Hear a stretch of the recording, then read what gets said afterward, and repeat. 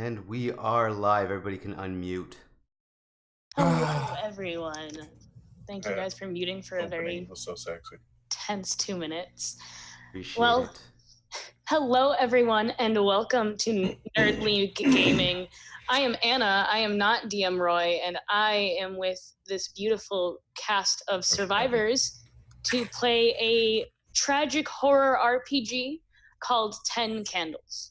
So, for those of you who don't know what 10 Candles is, it's like a survivor horror RPG based very little off of rolling dice and skill, and more your ability to improv and role playing.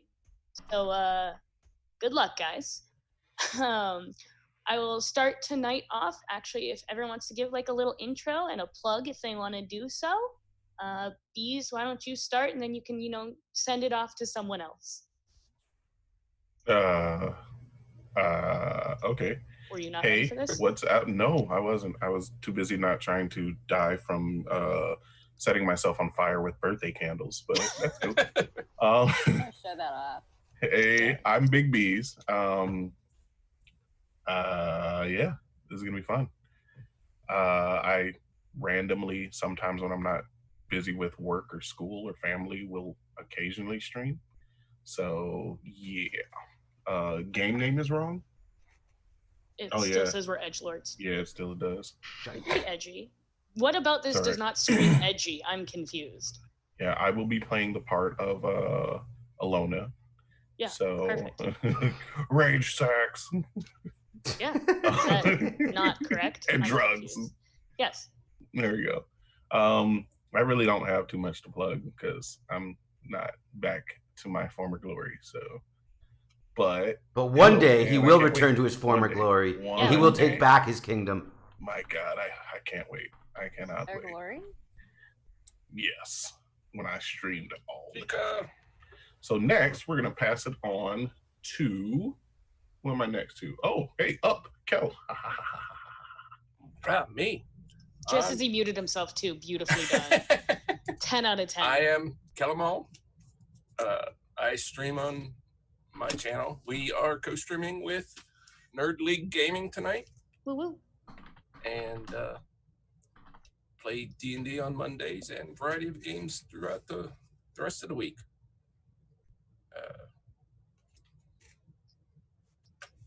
Choose another human being. Yeah, I'm a human being. Choose someone else. Someone introduce themselves. Let's pass it off to Milk. Another muted one. Beautifully done. Okay. Thanks, Kel. I was trying to get something to drink. Oh my God. I almost just broke a mirror. Perfect. Fitting for the game. I'm Milk. I don't do anything. I just play games alone without streaming it. Phoebe. I'm Phoebe. That's my real name. Please don't look me up. Doxed. Milk is also my real name, I swear. Yeah, sure. I am lactose free, unlike some of us. I play games also by myself, usually in a room that is dark. I don't stream, but I am on other people's streams occasionally. Like this one, right now. Like this one. All right, last but not least. Anything to plug. I don't have a following. I'm not an influencer. Do you want to start a cult? Because that's how you get a following real fast. That's not true. Cults take lots of time to build and dedication. Do you know this for a fact? I'm not I've tried. Actually. Okay. Doesn't surprise me. So, we also know that. Let's pass it off to Fox, who clearly is bad at starting cults. Yeah. I'm horrible at starting cults because nobody wants to follow me. But I do have a little Twitch channel, one of those things that you do streams on, and I play video games. All that fun stuff. But it's actually recently gone daily. So other than Sunday I do a podcast with a buddy, and then now this. But then Monday to Friday I do Red Dead Redemption, and then Saturdays I do Minecraft. So 6 days a week streaming, 7 days a week doing everything. And then I also have a channel on YouTube that does all sorts of stuff. Whatever I feel like fucking doing at the time. And I swear, but this is a mature channel, so we're okay. So I think at this point Swearing's fine. Wait, did the DM introduce herself? Yeah, I did. You That did. was the Okay. first thing that happened. Good. Then back to you. I'm trying to keep this show running. All right. You're good. All right. So we will start the game by lighting our first 3 of 10 candles, if these will light for me, and then we'll start with character creation. So, how character creation is going to work is I need each of you to write down. Well, I guess since we're online, writing down won't necessarily work. But I need you each to think of a virtue. It needs to be one word, and it's something necessarily good about a person or a character. Oh, it has to be good. So lazy is not a virtue then, No, right? virtues are things like perseverant or lucky or smart, things like that. So thinking of one word of a virtue. Once you guys have it, write it down. And then give me some kind of thumbs up so I know you're done. This is not the hardest part of the game, guys. It is. Do you know how hard it is to come up with a virtue on the spot like that? I prepped you guys for this before the game. You underestimate my abilities. So you said one virtue? A single word is No. a virtue. Yes. God damn it! I'd use 2 words. I mean, if you can bullshit it and say it's hyphenated, it's fine. I didn't know my cat was in here. Ah, sure. Already starting off great. Are the Chaos Ginger Twins going to make an appearance? I've been asked, is sexy a virtue? Yes. Yeah, Okay. I mean, sexy is a virtue, and depends you can on- use it. your morality system, I suppose, but I would call it a virtue. I would call sexy a virtue. I'm gonna put this here. Well, and- character well, that's- creation is the start of this. Yes, character creation is the start. Does everyone have a virtue? Oh yeah, sorry. All right, so what you're going to do is you're going to say that virtue out loud, and the person, you're gonna have to look at the stream for this, the person to your right on the stream, if you don't have someone to your right, it'll be the person below you. No, we're just gonna go in a circle. So I was just going to say, all because the- I have nobody below me or to my right. we're gonna go in a circle. So you're gonna say that virtue. That virtue now becomes the person in the circle clockwise to you. Does that make sense? Sure. So my virtue would go to bees. Yes. Bees would go Bees. to milk. Milks would go to I thought Phoebe's. bees Phoebe's would... or mine would go to bees. Wait, yeah. So how Yeah. are we? Milks would Because- go to bees. I'm thinking the Bees wrong way would- around. Yeah, go to Kel. And then Kel's go to Fox. Fox go to Phoebe. Clockwise circle. Neat. Okay? Gotcha. Those are your character's virtue. Yeah, the way it's set up on the Nerd League Gaming one, because somehow on Zoom, it's On- gonna be Because different. Zoom is Yeah. fucking stupid, and when like your Gotcha. videos move themselves around, and then I have to move the videos around, and I dislike okay. Zoom. I'm just gonna put that out there right now. You've said All this right. multiple times. So, Just saying it again. Fox, why don't you say your virtue? Phoebe, this is your character's virtue. Write it down. This is what you have. Oh, you got a good one. Heroic. All right. Phoebe's character is now heroic. Oh boy. Phoebe, this is for Milk. Okay. This is hyphenated, but it doesn't roll off the tongue. Relentlessly optimistic All right. Milk, you are now relentlessly optimistic. in like an annoying way. Well, that's up But- to her to decide. Okay. This is a That's what I always virtue. think of when I think This- of relentless optimism. This is a virtue, though. But- All right, Milk. Okay. Bees, yours is kind. You are That now doesn't kind. suit that Bees as- at all. This That's is why Bees' it's a game. character. It's Yeah. not That's why him. this is a game. All right, Bees. I can be anything. Bees, what was your virtue for Kel? Oh, courage. So courageous. Yes, courageous. And then last but not least, what is Fox's character's virtue? Fox's character's virtue is lucky. Oh, Lucky. That's All my right. favorite one. So these are now your character's virtues. Hold on. Next, we are going to choose a vice. So this is one word or hyphenated 2 words. That is, it doesn't necessarily need to be something that's outright bad. but something that isn't necessarily good. So examples are like afraid or greedy or addicted. Something kind of vague, but something that would technically be a vice. So once you have those, give me a thumbs And up. I'm Yes. good. Let's go. Man bun. Man bun. Man bun is not a vice. It is a vice. It is a vice. Yes, it is. When people see a guy with a man bun, they think certain things about him, and it's a vice. Okay, but man bun is not a character trait. How about that? Fair enough. I mean, isn't it though? No, it is not. Technically. Someone who thinks a man bun is okay is a character trait, but that is more than one word. Can you describe a vice again? Yeah, things like Man bun. vengeful or greedy or fearful, things like that. Small dick. Damn it, no! All dick energy Small dick energy There you go. See, that's a vice right there. is your vice. SDE. Okay, does everyone have one? No. No. Fuck. Mm. You can use one of the ones I have said if you can't think of one. Bold to think you that I remember. Things such as naive, controlling, worrisome, Forgetful. claustrophobic. Yeah, I've Things got like one. that. All right, I got one too. does everyone have one? Yes. My candles keep going. So, down. what's going to happen is we're going to do the same thing, except we're going counterclockwise. So the person who gave you your virtue is now the person you are giving a vice to. Ooh, do I get to start? Yes, you do. So you're giving it to Kel. Yeah, you're a pothead, Cal. All right. So remind us what your virtue and vice are. Courage and a pothead. So you are a courageous pothead. Yes, I am. All right. Means he'll So- do anything to get that green. All right. So since you were Anything. just giving your vice, go ahead and give Bees his vice. Oh, Bees, your vice is you're a drunk / alcoholic, however you nice. want to. Alcoholic. You guys sound like you're gonna have a good time together. I'm just gonna put that out there. Bees, what is Party your all the vice time. and your virtue? Remind everyone. I am a kind alcoholic. Maybe you'll share your You're booze with happy the drunk. rest of the class. Yeah, I'm Happy happy drunk.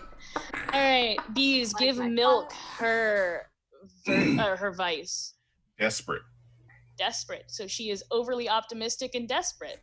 Mm. Sounds like my love life. Anyway, Milk, go ahead and give Phoebe. Phoebe, you are sensitive. Oh. So you You are. told me, but what about in the game? What is your vice and virtue again? Oh, I didn't say mine. Yeah. What That's are fine. yours? I am relentlessly optimistic and desperate.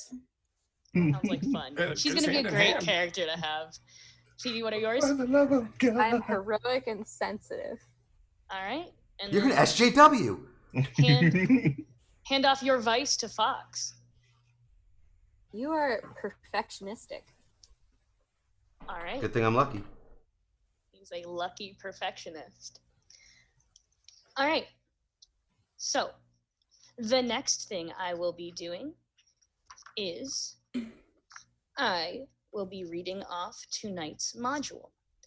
So, 10 days ago, the world went dark. 5 days ago, they came. And tonight's module is called Dead Radio. So the players have already been given this before. However, my confidence in the fact they read it is slim to none, so I'm going to read it again. I mean, I'm illiterate. Sorry. That wasn't your vice. Damn it. should have been. Oh man, that would have been a good one. Yeah, it would have. It would have. All right. I was thinking the What same thing. Fuck. No one's coming. Not anymore. The radio's gone dead, and you're on your own now. There's only one option left. Fort Victor. All the chatter on the radio seemed to imply that Victor's the place to be. But you're a good hour out, over the river and through the woods. Literally. Everyone else has packed up and left by now. The town hall's fallout shelter is slim pickings. Not enough food to last for the next few days, not to mention the fact the generator's been acting up. Maybe a few supplies could still be scavenged, but one thing's for sure, it's time to leave. Alrighty, so that is the module we will be playing for tonight. What I need everyone to do around the circle now is to tell us your character concept. And that's 3 things. Your name, character's name, I should specify, because I feel like y'all would be assholes and introduce yourselves again. What you look like in a brief description, and a few words to describe who they are. And that can be as simple as what you did before they came, or who you are as a person. Something that gives the group a feeling of who you are. I'll give you guys a couple seconds to go ahead and think of your name, roughly what you look like, and who you are as a person, a character, a concept. Okay, so I have a question, but it's directed at bees. Go. If my character is black, since we're acting, do I get an N-word pass? Just point to me. I'll say it for you. Yeah. There you go. Oh, dear God. Oh. Help. I need an adult. I just fucked it up. Need an adult. This needs to be alcohol. I thought this was a Tarantino movie, all right? I like the fact I prefaced the fact this was supposed to be a spooky, scary game, and you're over here asking for an N-word pass from bees. It hasn't started yet. We're still charactering. That's fair. That is fair. All right. Does everyone have a character concept? You said I need a name, description, and Absolutely what? not. A physical description, and like a sentence and a half of who you are. Okay. It can be as simple as what you did before they came. It can be anything that will help describe who you are to the rest of the group. You guys will all be starting together. So you guys will all have some knowledge of each other, but... Okay, I'm good. All right, well then why don't you start, Cox? Okay, so my character is Joey Matheson. He's got dark hair, dark stringy hair, thin face, rough complexion, like kind of like acne scarred kind of a complexion. Think Ray Liotta. And before everything went to shit, he was an auto mechanic. All right. Which is why his hair's so greasy and thin. Yeah, that's the reason why, and not genetics. All right, who has a concept? Who's ready to introduce themselves? Go ahead. So, my character's name is Maximilian Smith, but everybody calls him Bubba. He's overweight. He has a mullet. Oh, God. Got dark hair. He's underschooled. He didn't do well in school, but he's not dumb. He's very good with mechanical things. He's had many jobs, so he knows, many things. He just isn't book smart. Probably because he smokes too much pot. Yep, definitely. All right. Who's next? I'll go. All right. All right. My character's name is John Stafford. He's 6'1". He has short black hair. He's pretty decently athletic. Before everything went down, he was a father, a husband, and a mentor to a lot of kids in his neighborhood. He found joy in inspiring others and wanted to make sure that he did everything he could in this life to leave behind some kind of legacy for his children. And then everything went dark. And he was in a car accident. And when he woke up, he couldn't find his family. He couldn't find anything about his past life. And so he turned to drinking. All right. Next up. There's only 2 of you left. Okay, my name is Judith Leibowitz.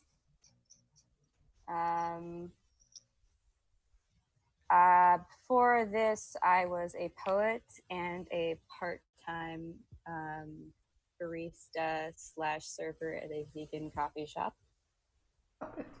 Did you say vegan coffee shop? Yeah. Okay, I'm just checking. I am making this up as I go along. That's the whole point of the game. So She dies first. No. Judith goes first. The vegan dies first. I am thin. I have an eyebrow piercing and a pixie cut. and I have the lyrics to a Tegan and Sarah song tattooed on the inside of my arm.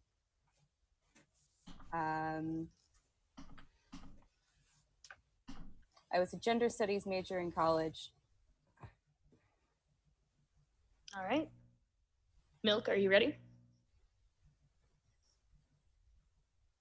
And unmuted. I hope so. There you go. All right. Who are you, Milk? I am Bethany Thomas. I am short, like 4'11" short. Oh, you cute. I have a light brown bisexual bob. I'm white as fuck and I look painfully average. Just like you look at me and you're like, oh, okay. I want to do my best. I did a lot of art in high school. I didn't end up going to I didn't end up going to college. Because I was too nervous to apply to anything because I didn't want to be rejected. And I don't have any friends, and it's very easy to tell that because I don't want to go anywhere, but I need them horribly. I need someone. Okay. That's it. All right. So now that we have our wonderful cast of survivors, the next thing I need you to each do is write something for yourself. You will be writing a moment of hope. This is something that will bring your character some feeling of hope or happiness in this horrible, dark world. So it must be phrased as the statement, I will find hope when. So you will write down, I will find hope when, and then some kind of description as to when your character will find their hope. It can be something like, I will find hope when I see one of them face to face. I will find hope when something. So this is a detail of a personal scene or event that will be played out, hopefully, for each of you. Can I use my lunchbox one? If you want to use your lunchbox one, go ahead. I'm telling you now, you're not going to find that moment of hope.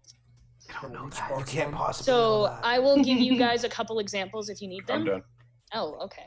Well, things like... Because he hopes to find his family. He gave it away already in his overview. Did give it away already. You don't know me. Here's the thing, though, is we're not sharing these hopes. Oh, we are sharing the hopes. We don't share brinks. So... Oh. Does anyone need examples of hopes, or do you guys all have one? I need examples of hopes. So I will find hope in a moment of prayer at a quiet church. I will find hope when one of them lies dead at my feet. I will find hope when the truth of the sky is revealed to me. I will find hope when I find my sister dead or alive, things like that. Or in Beeze's case, I will find hope when I find my family dead or alive, because I assume that's exactly what his hope is. That is not what I wrote, actually. No, I think he's changing it as we speak. You can see him feverishly writing. No, because I wrote it too long, and I was like, I don't have nowhere to put my hate thing. So I will explain to you guys what the purpose of your hope is mechanically in game while you guys figure out finishing up writing those hopes. When you're ready to live out your moment of hope, you do need to roll a conflict. So a conflict is when you roll all of the dice that you have left according to the number of candles you have, and you need 6s to succeed. You, depending on what your moment of hope is, it needs to make sense in the story before you call it out. So for example, if your moment is, I need to find my family dead or alive, and you are alone in the woods, that might not necessarily make the most sense in the story. Yeah. So once you plan to live your moment, you must declare it, and then we immediately go into a roll.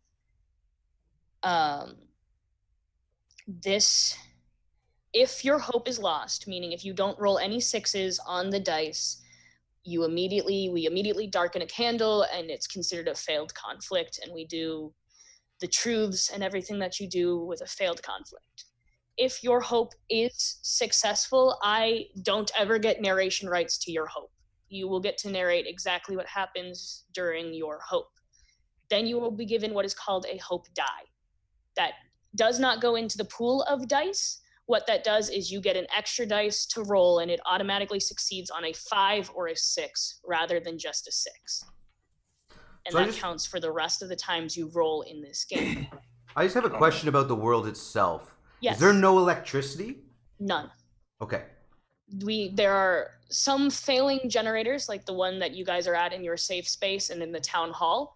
Flashlights, batteries? Or is it like... Flashlights, batteries, but they will die. Is it like an EMP went off then, essentially? Like an EMP bomb kind of idea? Essentially, but more supernatural and less known about it than an actual EMP. Right, okay, cool. So So it's no not cell like phone it can't service. happen. It just means that it's No not. cell phone service, no TV, no radio. Generators are the only thing that's giving off electricity. Flashlights you have, but they may fail. Batteries suck. And the last thing You know I what I will mean, say ladies. about hope dice are if you fail a conflict and you so choose to sacrifice your character, which you may do, you may gift that hope die to another player in your character's death. Okay. All right. Now, this is the last moment of character creation, and it is... So we are, or are we not going to share our... Oh, yeah, you're right. Share some hopes. Who would like to start? I'll start. All right, Maximilian or Bubba, go ahead. Bubba. I'll find hope when others accept me as an equal. All right. Who's next? I'll go. I will find hope when I get a running vehicle. A running vehicle. All right. Next. I will find hope when I hear there are survivors. Not your family. All right. Next. I'll go. Okay. I will find hope when I feel useful, needed, or wanted. Okay. And I know you're having internet issues, Phoebe, but if you can share your hope. I think I'm okay. I'm hope when her internet works. Yeah, she'll find hope when she has working internet. I need to check my Instagram! Check the gram, man. Ooh, maybe that actually, maybe I should just scrap mine and that should be it. That's up to you.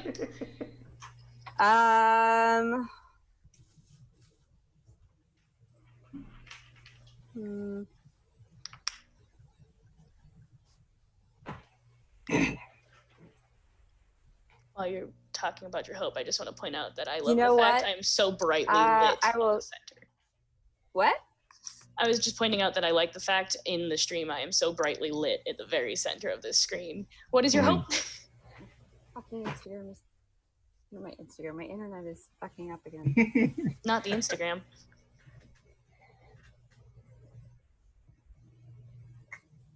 Can you guys hear me? Yes. I hear you, yeah. Because you're all frozen. You're frozen, but we can hear you. Frozen, but we hear you, yeah. I'm all alone. You will find hope when she gets a new hamster. All alone in the world. You're still all frozen for me, but we can hear you. We can hear you. That's all that matters. We can hear and see a face picture, so it's like you're here in spirit. Oh, spirit? Did someone say spirits? Can she hear us? Hello? Maybe not. No, and that's the first death of the game. It was the vegan. I called it. Well, you know, that way nothing goes to waste. All right. Because we'll all be hungry, and if one of us dies first, then, you know, she's going to starve anyhow. Yeah. Well. Oh, there she is. Oh, we're back. Well, She's alive. We've got it. oh, thank God. Welcome Karen, back. share your hope with us. I'm in a new place. This is new internet for me. And it is not good. Yeah, it's an unhappy internet. So when you come back, Phoebe, just blurt it out so we can move on. I think she's back. Oh, I see her Can moving. you hear me? I see, Yes, I see yes, eyes yes. moving. Say your hope. I don't think she can hear us, is the issue. Damn it. No. It's okay. Oh, can you hear us? Your I candle can lights are hear- I can hear you guys. Wait, shit. Okay. I saw you blink, so that's a Okay, good we're sign. good. Keep moving. Can you hear me? Yes, Yes. we can hear you. Say your hope. Okay. Quick. I will find hope when I find out, or when I make contact with my ex-girlfriend, who I'm still very close to. Okay. All right. So this is perhaps my favorite part of character creation. Well, one of two. This is creating a brink. So this will be one that you, again, are not necessarily creating for yourself. The fun part about this is now I also get to write one for one of you. You, the person, so we're going to go clockwise, meaning who is to my left? Bubba will end up writing a brink for them. The only rule with that is it cannot be something that makes them weaker. So what a brink is it's something your character has done when pushed to their absolute limits. And it will be phrased in the way, I have seen you blank. Now, this is where we're going to have to use Discord and message people privately, because these brinks are not something that's shared with the rest of the group. Okay. So Bees, I will message you, right? Who's to my right? No, Fox. Fox, I will message you privately in what they have seen you do, and you will message each other privately a brink. This is something that when the person has literally come to the end of their rope, they have done something. So do I get to choose Bee's brink? I believe so. No. Wouldn't that be clockwise? So you choose Phoebe's okay. brink. So again, this should be a single word or short descriptive phrase, just as the same thing with the traits, vices, virtues, and don't make them too specific. That way it can allow for role play ability. Can you give like that. An example? I can. So things like, I have seen you kill. I have seen you abandon. I have seen you rage. I have seen you sacrifice. I have seen you cry. Things that are vague enough, but definitely show that a person has been broken. And then the next thing you need to do is give a short descriptive phrase on where you've seen that person do it. So an example is, I have seen you break down. While we were on the run, you lost it over this dead dog. You cried for hours. I almost left you behind. So it's something like that. As for them, I'll give you a couple examples, Bubba. I have seen them move like shadows. I have seen them possess the living. I have seen them, and they are gods. They are the gods that made manifest. Things that kind of describe what they are, not necessarily what they've come to the brink of, because they are never to the brink of anything, but it's a way to describe them. Right, so it's less of a brink and more of a description? Yeah. So, like, I have seen them howl at the pale moon. I have seen them... This one's interesting. I have seen them, and I know this is all an experiment. So something you have seen them, and something you know about them because you saw them. Personally, like, I have seen, when you're doing the personal one, so everyone but Bubba, is I have seen that individual character do something, and a short description why. These will be kept to yourself. These will be kept secret until they are revealed in-game. Does it have to have a place? What do you mean? Like, can it just be, I saw you do something this one time, but with no place? So, yeah, you just need some kind of description on why they did that thing. So, like, I've seen you kill, you were backed into a corner, something like that. You need some description as to why. Right. So I'm doing milk, right? I believe so. All right. Slide into them DMs. Who am I doing? Wait, Milk, you're messaging me. Don't message me. It's the same clockwise thing. I'm just added into the group now. So that's on the stream, counterclockwise. Wait, isn't is it? it clockwise or No. counterclockwise? Clockwise is her to I thought Fox. Phoebe was Me to doing it. Fox to Fox, Phoebe. Fox to Phoebe, Phoebe to Milk, Yeah. Milk to Bees. So Milk did send Yeah. you something, Bees. You're good. Oh, I'm sorry. I was wrong. So Milk to me to Kel. So I got Yes. you, Kel. Yes. All right. And then he to me. I got you, Bubba.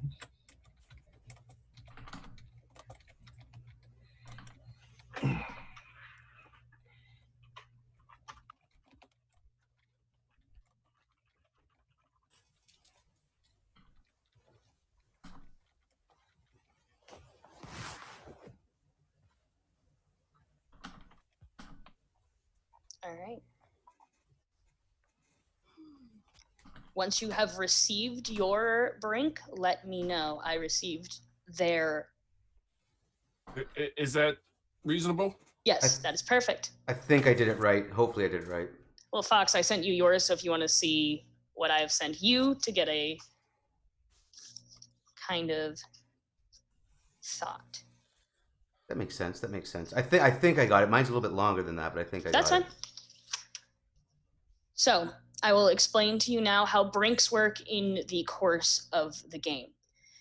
What will happen in the next few moments is I will give you a chance to order your deck of cards. The 4 things you have written down about your character are you're going to order them in any order you want. The only rule is the brink must be at the bottom. So it can go hope, vice, Something like virtue, something along the lines. So I sent Kel his. So when you order your deck, keep that in mind because that is how you're going to be able to use them in game. Brink must be at the bottom because that is when you're pushed to your absolute limits. That's when you have nothing else to burn. That is when you are the most desperate. What will happen is if you roll to resolve a conflict and you've used the other 3 things before it, you can choose to embrace your brink. It allows you to re-roll the entire dice pool like it did, like the vice, virtue, and hope all do. And let's see. If you roll a 6, it's still considered successful. And you continue on with narration as normal, whether I get narration rights or whether you get narration rights. Unlike vices, virtues, and hopes, if you are successful, you keep the brink and you can continue to use it until you are not successful with it. So you can continue to use whatever you did in the past to your advantage to get you to re-roll dice. Does that make sense? All of the other ones are one-time use only re-rolls. Your brink, as long as you succeed, is a continuous re-roll. Okay. And if you lose, if you don't get any 6s, it's the same thing. We darken a candle and we go away. The one rule with brinks is if you have a hope die, which at that point you would, if you lose your brink, you lose your hope die. You no longer have it. So the only 2 ways to lose a hope die are sacrificing yourself and gifting it to another player or losing on your brink roll. Sound good? I'm probably still going to ask, but that's cool. No, you're good.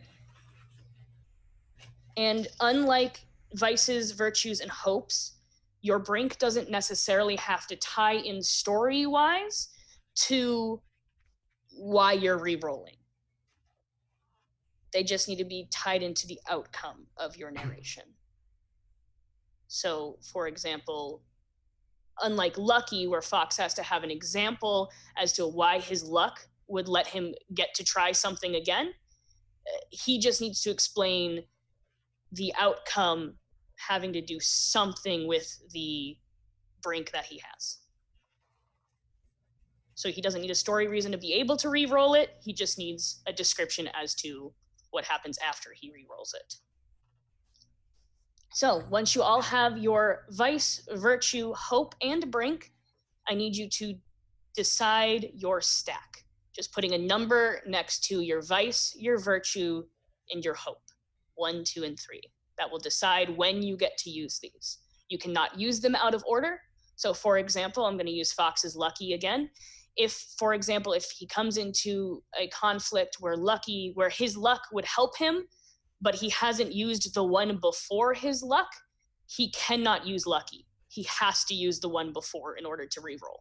And then when we use all three, it just resets back to the top, right? Nope. Once you use the first three, they are gone forever. The only one that you can reuse is your brink. Okay. If we were playing live, what would happen is you would take the index card that it's actually written on and physically burn it in a candle. That sounds dangerous. I feel like people have lost their homes to this game. It suggests you have a large fireproof bowl to do this in. I just lit fire all around me in my apartment instead. All right. Has everyone sent their brink to their players? Yes. Yes. Oh, all right. And has everyone arranged their stack in whatever order they want with brink at the bottom? I am still doing that. Okay.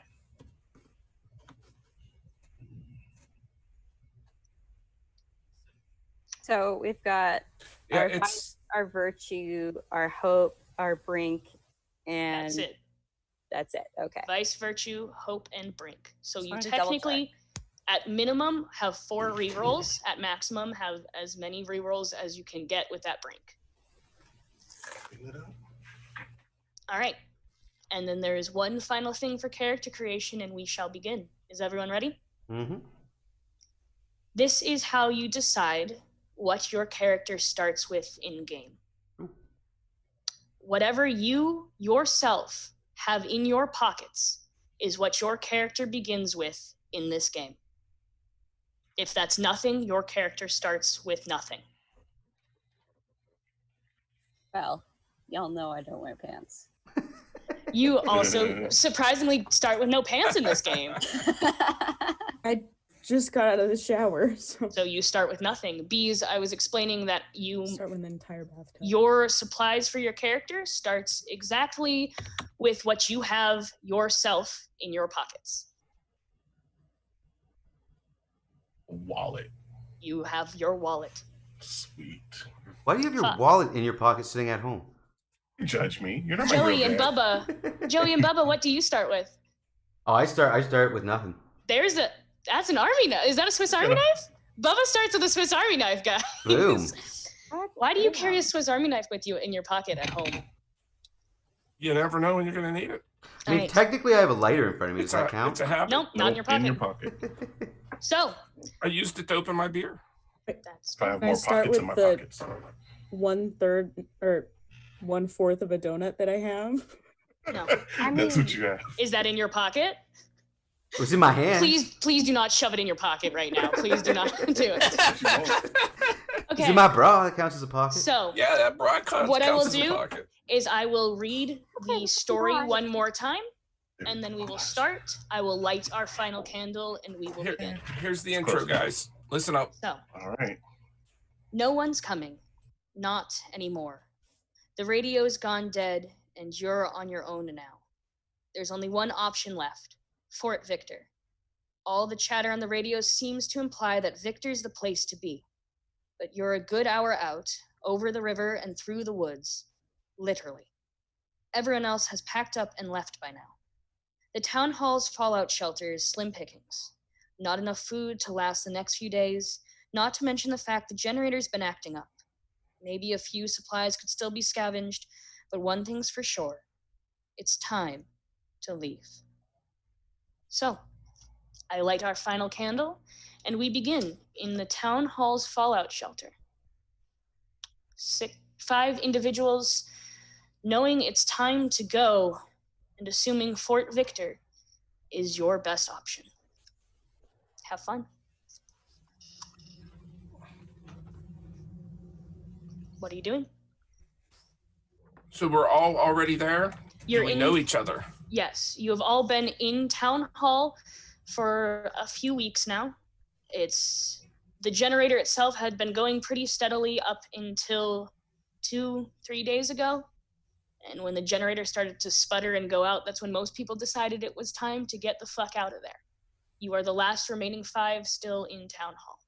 Well, since I'm an auto mechanic by trade, I feel like I'm working on the generator, trying to keep it running. That's why I've kind of stayed behind. so that I can continue to work on the generator and try and like keep it up and running as long as possible. So is it your goal to stay here, or is it your goal still to leave?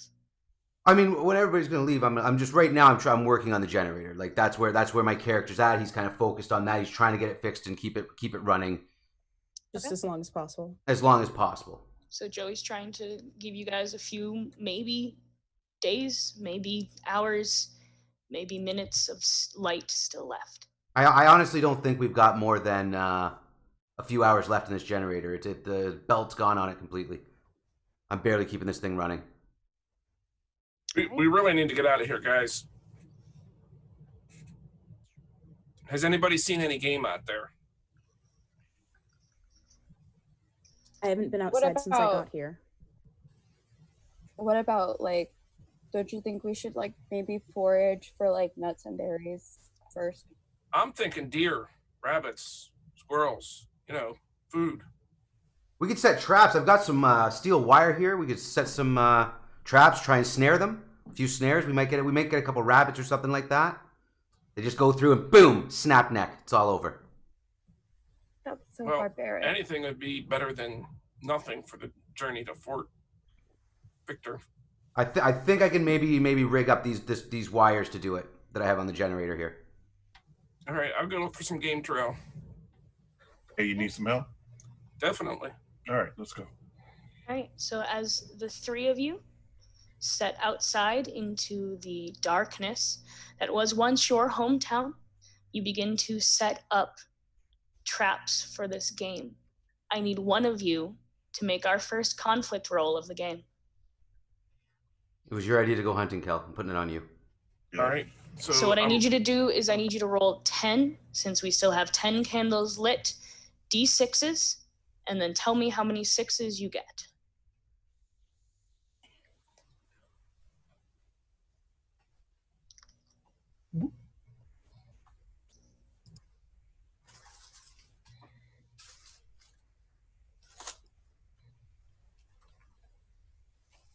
The app we have will only let you do 8 at a time. So Yeah, so then you Yeah, got to I saw subtract that. 2 away. or You just- 5 and 5.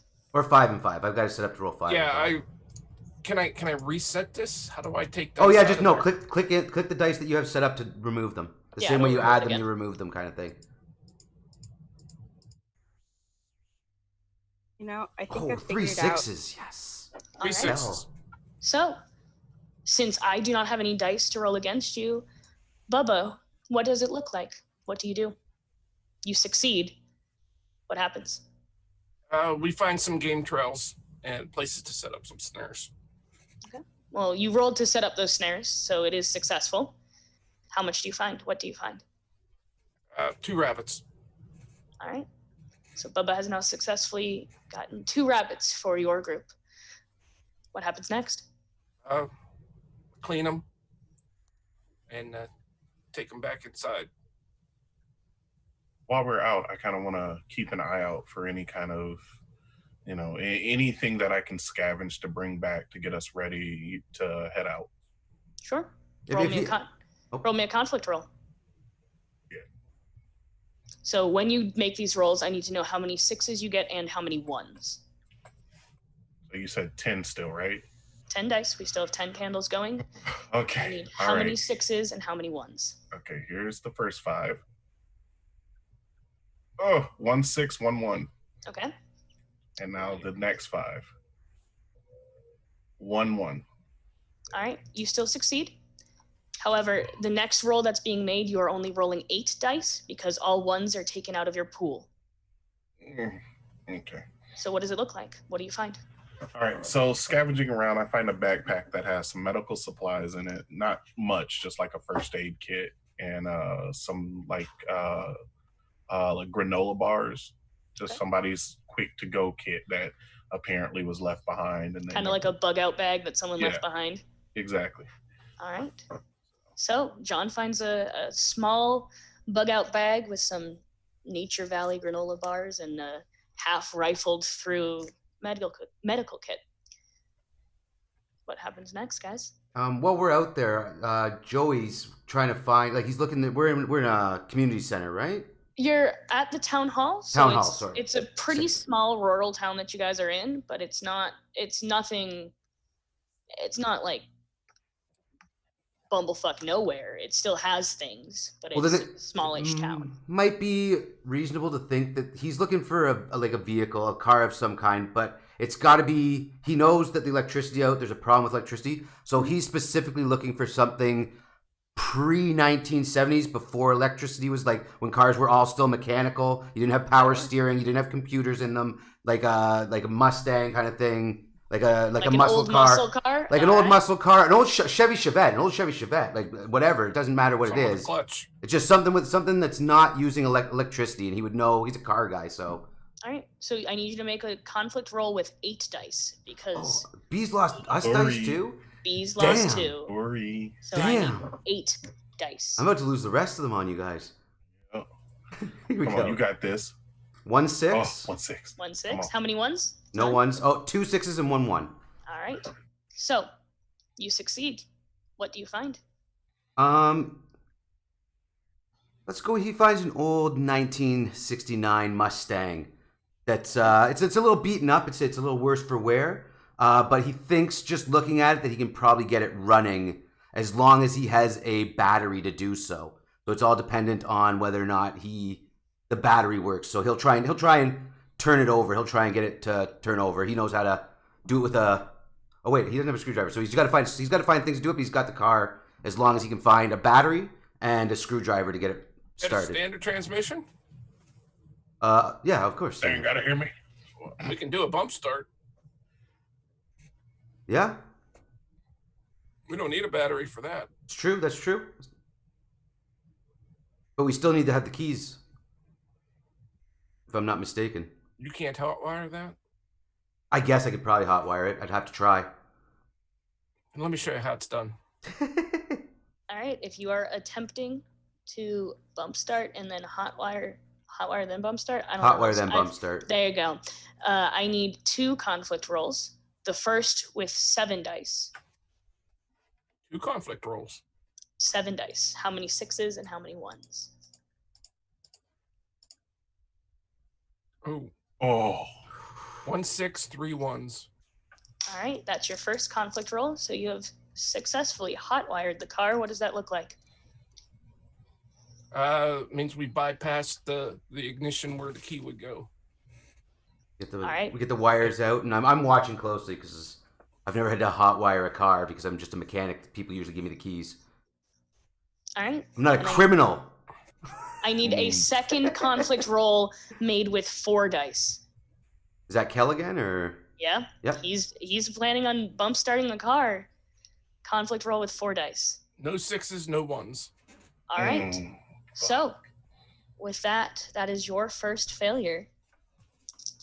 We blow out a candle. Oh. This is where I shine because I blow out a candle in the actual. And we start the first failure. So although you have managed to hotwire this car, as you begin to attempt to start the vehicle, it begins to sputter and struggle to jump itself back to life. This car is not salvageable in any way, shape, or form. Damn, we were so close. Next thing we will do is we will start our round of truths. What will happen is we will start with after I go, we will start with the character who lost their role, meaning that is Bubba. We will go around the circle and state one truth about the situation, the world, a character, anything you want it to be. It can create things in this world. It can make things disappear in this world. The only rules that it has is it cannot fix the role you failed, and it cannot create them, making them weaker. All right? So, the world is dark. That is your first truth.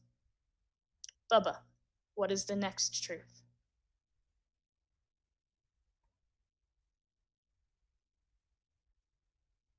The next truth is I feel that trying this has brought us closer together as a group. All right. Fox, what is the next truth?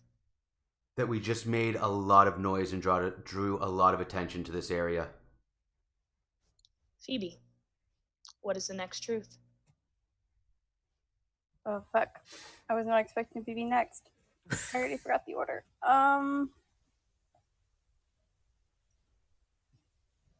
I found a Boy Scout manual Phoebe found a Boy Scout manual. behind the desk. All right. Town hall. Milk, what is the next truth? We feel that we have. Am I muted? No. Okay. Nope, you're good. We feel that we have to be cautious from now on, since we've made so much noise. We've been so active. Bees, what is the next truth? While they were doing that, John finds a handgun and ammo in the backseat. All right. That makes sense. 1969 Mustang, they definitely had a gun. This is the States. Sorry, because I forgot because I got a bad memory with the name. Milk, what was your character's name again? I've actually forgotten everybody's name except for my own. Yeah, so have I. Judith, Joey, John, Bethany, and Bubba. Can we change our names on the Zoom? You can. Yeah. If you write rename. There we go. Your name. Sorry, Phoebe was Bethany, right? No. Okay, Nope, other way Judith. around. Phoebe's Judith. Yeah. Why did we choose only J and B names? I noticed that. Why did we do that? I don't know. Bubba, Yeah, that's fair. Well, where Maximilian. do we is change that at? Right click. You right-click on your picture, and it'll say rename.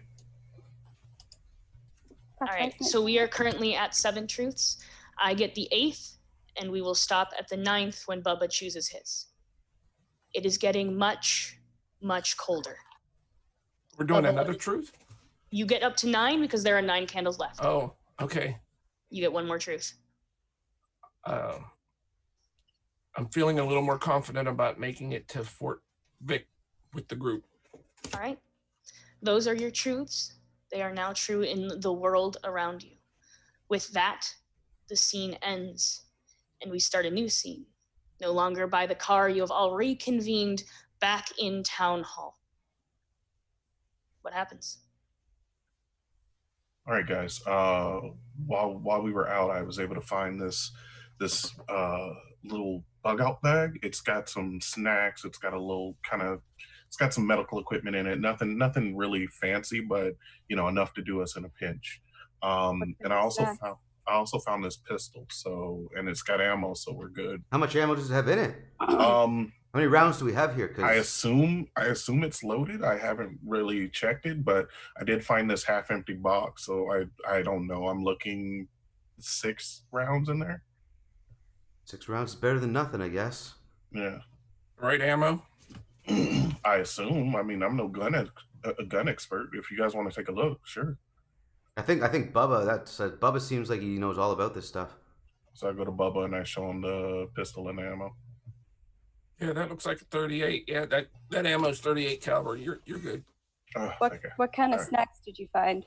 We got 2 rats. Rabbits. Yeah.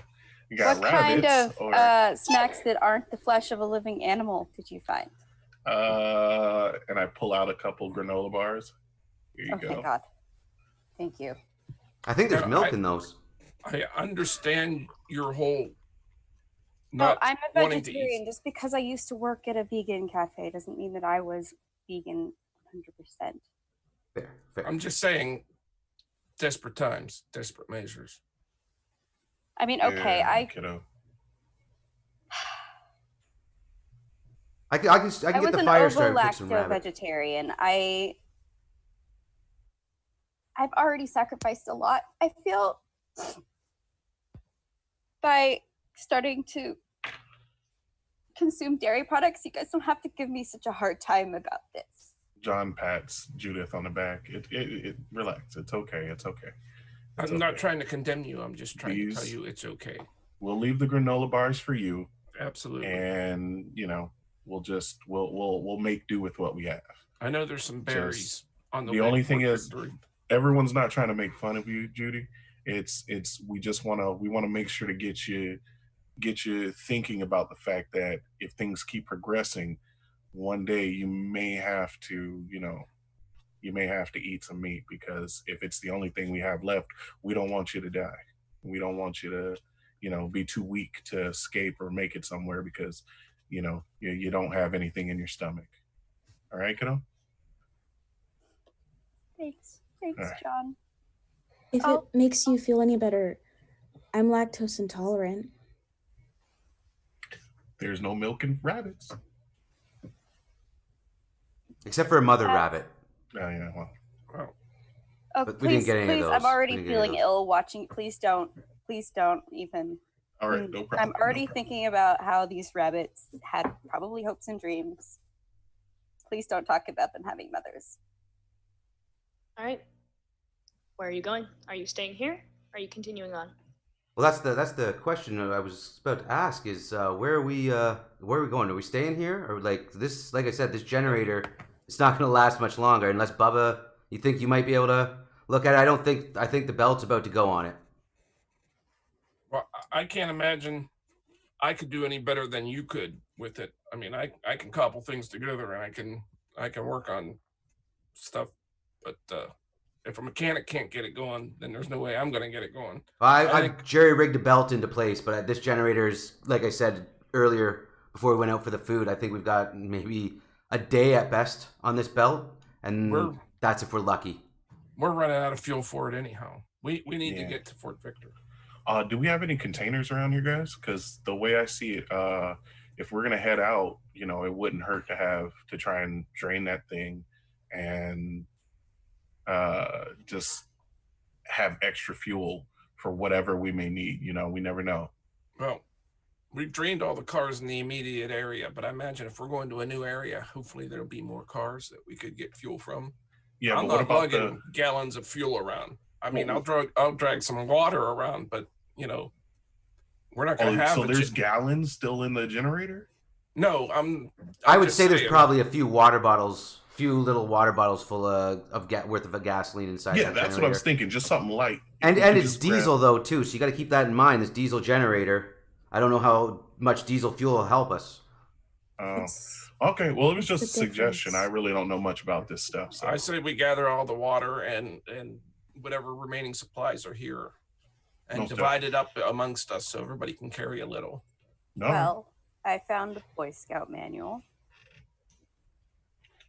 That's definitely helpful. See if there's anything in there about edible plants in our area. I've already looked. It looks like there is. Well, there's a couple mushrooms that may be edible, but they also could be incredibly hallucinogenic. Blackberries are native to the area. Wild onions grow by the river. One time I ate an entire onion. That's pretty weird. A little It was salt, all you I can eat them like an had. apple. My grandfather used to eat them like an apple. I was about to bring that up. He used to just take the whole onion, just peel that rough skin off, and just like an apple. It was gross to watch. Like, I don't understand it, but it's doable. I can imagine. They have skin. Well, I mean that like rough outer. Depends on the type of onion. Okay. Some food for thought. For sure. Get it. Are you planning on leaving or are you planning on staying? Well, this rabbit's done. We can pack it up. Did we find it? Did we find anything? Any water? How much water do we have, guys? Does anybody know what time it is?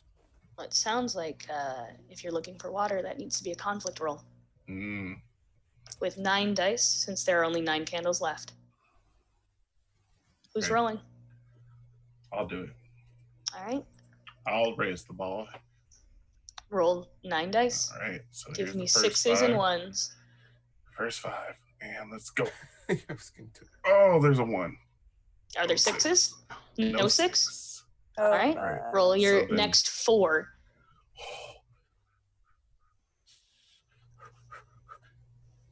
Oh, a 6. Thank God, a 6. Any 1s? Oh, nope, no 1s. Just a 6. I just dropped one of my dice on the ground. Oh my So god. I tied with you for narration rights, so you may narrate what you find water-wise. How All much? right. So Where? okay. All right. So, as we split up, we look around, Judith and I at the same time come up on a refrigerator in the building, and we open it to find a few water bottles in the door of the fridge, and then looking above it, they have a pack of water that's open that they were using to replenish as it went low. Okay. So You've now found a roughly third of the way full container of water bottles. I never thought I would be happy to see disposable plastic water bottles. Strange times. The world is ending. I'm not all that concerned about the turtles. We should check the I'm hot sorry, water tank. what?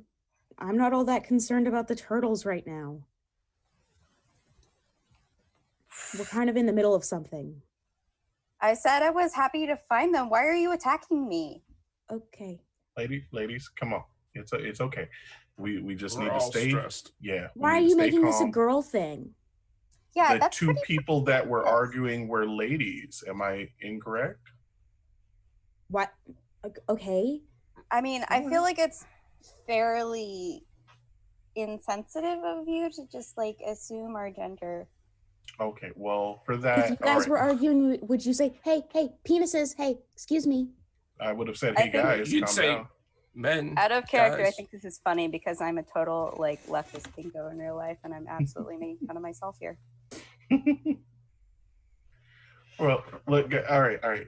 Let's focus. We got the water here. We need to get going. We don't know when this generator's going to go, so let's start passing this water out.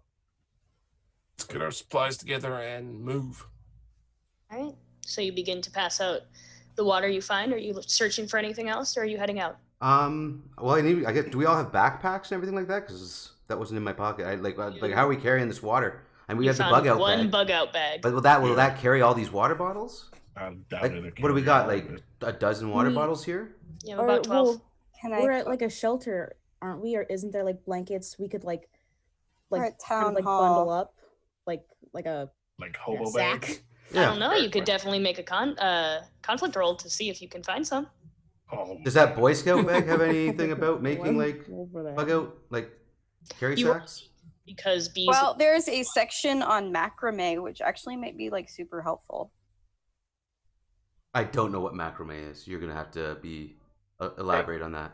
I'll make a conflict roll and see if we can A find little any bit school like bags. crocheting. Do you know Yeah. what that is? You roll with 8 I know how dice. to Bees lost crochet. 2-1. You were down It's to like 9 if and you bees find lost some 1. rope, we can make a makeshift bag out of the rope. Ooh, 3 1s, no 6s. oh, That is your second failure. damn So, it, Kel. You No one can, let Kel roll if you anymore. have something, if your number 1 on your list is something you can burn, if you want to, you can, or you can move along with the failure, seeing as it's the second failure in your game. I'm gonna try and just turn this into a success with my virtue because it's my number 1. You cannot. You did not make the roll. Oh, it's only the person that makes the roll. It's only the Gotcha. person who makes the roll, I'm going to use my first one. which is. Courage. All right. How does you being courageous help you find something in this building? I'm going to go in the upper part of the building that nobody has gone to since they've rumored to have seen one of them, Okay. and see if I can find any left book bags or backpacks up in the upper part of the building. All right. Since you rolled 3 1s, you may re-roll 3 dice.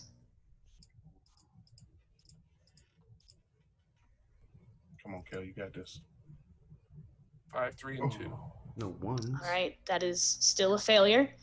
You may now never use your courage trait again to help you re-roll your failed dice. So with that, we blow out your second candle. And that is a failure. So as Bubba makes his way up into the deserted darkened, creaky upstairs attic of this town hall that has seemed to be not even touched from way before the world went dark. There's cobwebs and boxes. You begin to start searching through, and you hear what sounds like pitter-patters of something running behind you. As you turn to look, there's nothing there but darkness. Though you try and steady yourself among the dark and the decrepit upstairs, you can feel something isn't quite right, and you decide to just play it safe and book it back to your friends. That is the end of your second scene. You are down 2 candles, meaning you now make all rolls with 8. We start again as you are all outside of the town hall, preparing to leave towards the river, towards Fort Victor. No car, 12 water bottles, 1 half-stocked bug-out bag, and 1 Boy Scout handbook between you all. 2 rabbits. Next, we start our truth phase, starting with the first truth. The world is dark. Bubba, you failed the roll. What is your truth? The truth is, I feel like I've let them down. Joey, what is your truth? I know the way to the bridge. Judith, what is your truth? Truth is, I'm getting really fucking hungry. Bethany, what is your truth? Things feel hopeless. John, what is your truth? I find another backpack as we go outside, but it is on the back of a dead child. Ooh. You can begin to hear what sounds like whispers in the distance. You guys Bubba, hear that? what is your truth? My truth is, on the way back, I did find a bag of rice And that I can share with Judith so that she doesn't go hungry. finally, Joey, you have the last truth. Truth is, I'm scared. And those are the truths of the world around you. You're now standing outside of Town Hall. You can hear whispers around you, and you know, or at least Joey knows, the way to the river. Come on, guys. I know this town. I know which way we need to go. We need to go this way to get to the river. And once we get over the bridge, it'd be a pretty easy walk. We just follow the roads all the way to Fort Victor. It should be fairly straightforward, I hope. We just need to get to the bridge. And it just means we gotta get to the other side of town. If we get through the other side of town, then bridge, across the water. Then it's just a straight walk to Fort Victor down the road. You're talking a lot. Are you nervous? I don't like being out here in the dark. We don't know what's going on. Are you guys not hearing this whispering going on? No, I'm definitely hearing the whispers. Be quieter. Don was a little way off, and he slowly walks back with a bloody bag in his hand. John now has a very bloodied Superman backpack. Oh my You got God, another where backpack? What is that? Yeah. It's another bag. Can Are we you put this okay? rice in there? Yeah, I'm great, guys. Don't worry. Yeah, we can put the rice in. Yeah. Where'd you find it? On the other side of the building, back there. How did we not see it before? I don't know. What's that all over it? It looks I'm wet. gonna assume it's blood. Blood from what, dude? Well, don't let it touch the rice. Rice is in a pretty sturdy bag. Okay. I just hand the bag to Bubba and walk off.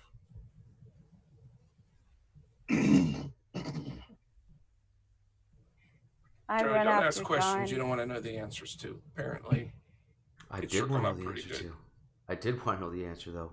But I think standing here talking, we're just wasting time. We should start let's get moving. And I think we should stick to like between the buildings, the alleyways as best we can. I don't think walking in the open in town is a smart way to go about things. Cut through some backyards. I think we're all able to jump fences, right? We're all able to try. Well, we can help each other. Shouldn't be that hard. It's the worst. We're gonna run into a 6-foot wooden fence. Not that big a deal. Joey, since you are leading this group in complete darkness, I need a conflict roll. You start with 8 dice.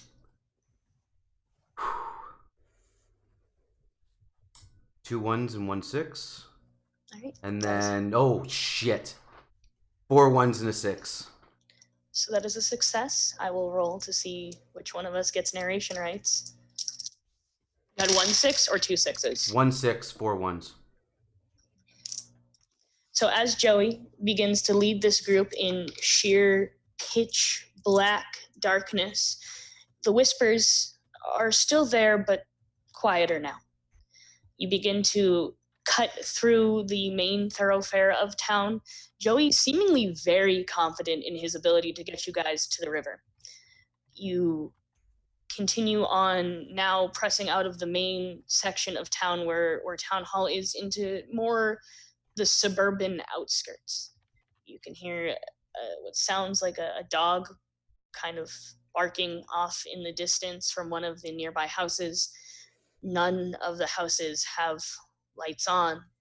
Seems as though people have left.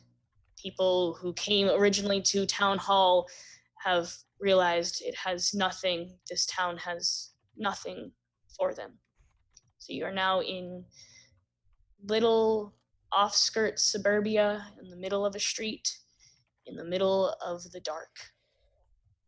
You guys hear that dog barking? There's a dog? Did you guys? I heard a dog barking off in the distance. Or We was should it a find wolf? it. We should find it. It could help. Oh, That's exactly what I'm thinking. Like, I don't know how far. It was pretty far off, though. It didn't sound too close. I don't know. But if we find a dog, like, not only is it dogs are great for protection, but they're also great for finding their way in the dark. Could also be not so happy to see us. That's true. That's true. Not all dogs are friendly, but I think it's worth a try. It could be an early warning system if something's coming up on us. Dogs have great senses. I think it's worth it to go and try and find the dog. I think we should just get to the fort. Well, I mean, this is a dog group. could be so useful. I say we put it to a vote. Fine. Majority rules. Man, my vote is for finding this dog so that we have some extra protection. It's another team member, as far as I'm concerned. Man's best friend, am I right? I agree. And If he's woman's friendly. best friend. People's best friend. People's best friend. Good. Thank you. You're learning. Yeah, let's go for the dog. All right, I need someone to make a conflict roll.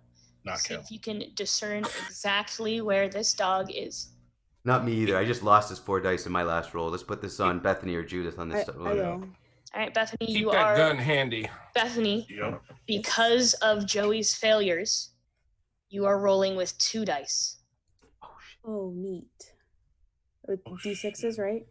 You need 6s. No, D6s. Yeah, 2 d6s, and you need 6s to succeed. What is it? Oh.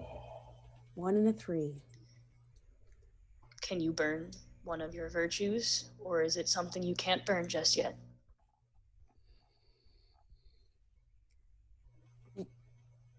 I'm going to. What is it? I am relentlessly optimistic, and though we try to look and we can't seem to follow the sound, but I keep encouraging the group, and I keep reminding them how useful a dog can be, reminding them their great sense of smell and hunting and finding where we need to go in sensing the things around us. It could be a life changer. It could be a lifesaver. We need this. And Bethany's relentlessly optimistic state, she continues to search forward. You may re-roll with 2 dice.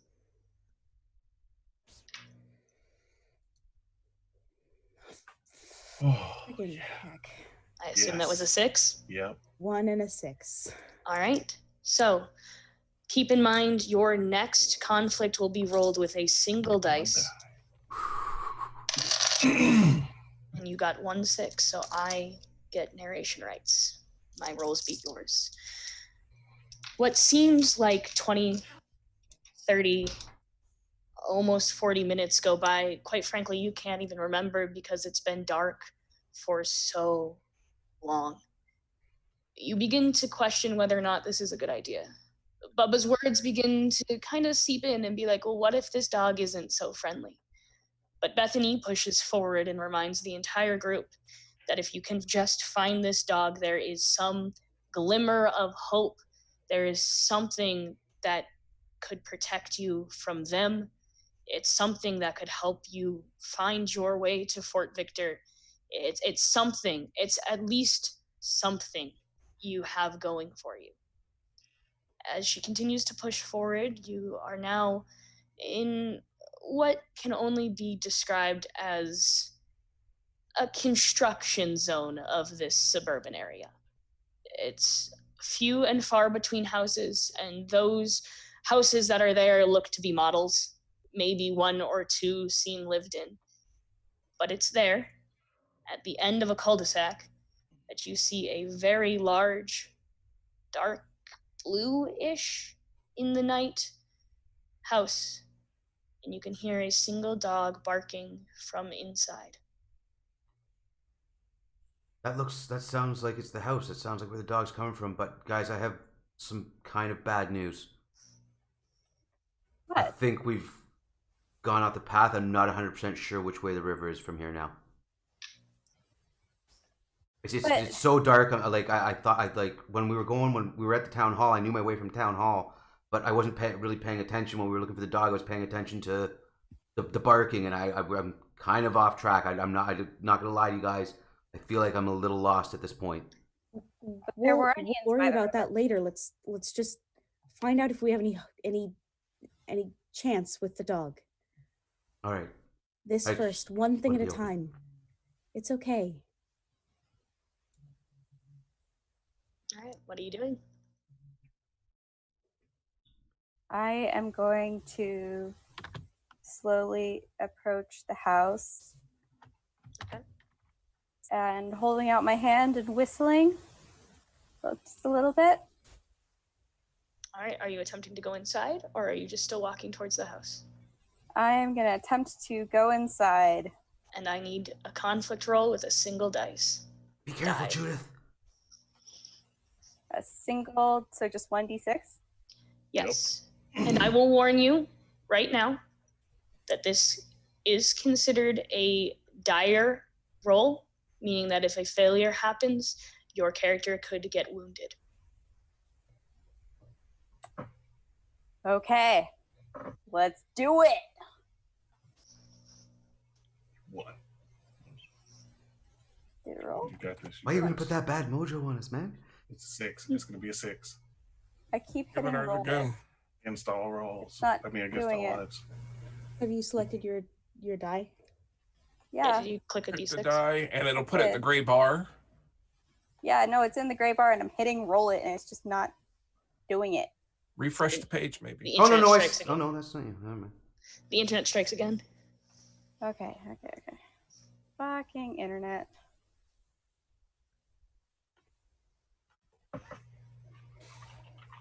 You know what? I am going to. You just can roll a manually D6 roll a in- die. Yeah, in Google. I don't know where my dice bag is. that works too.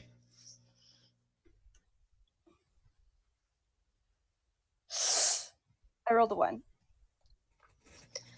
Judith, do you have something you can burn to re-roll this die? I do. Would you like to? Yes, I would like to roll re-roll this. All right. This is very dire.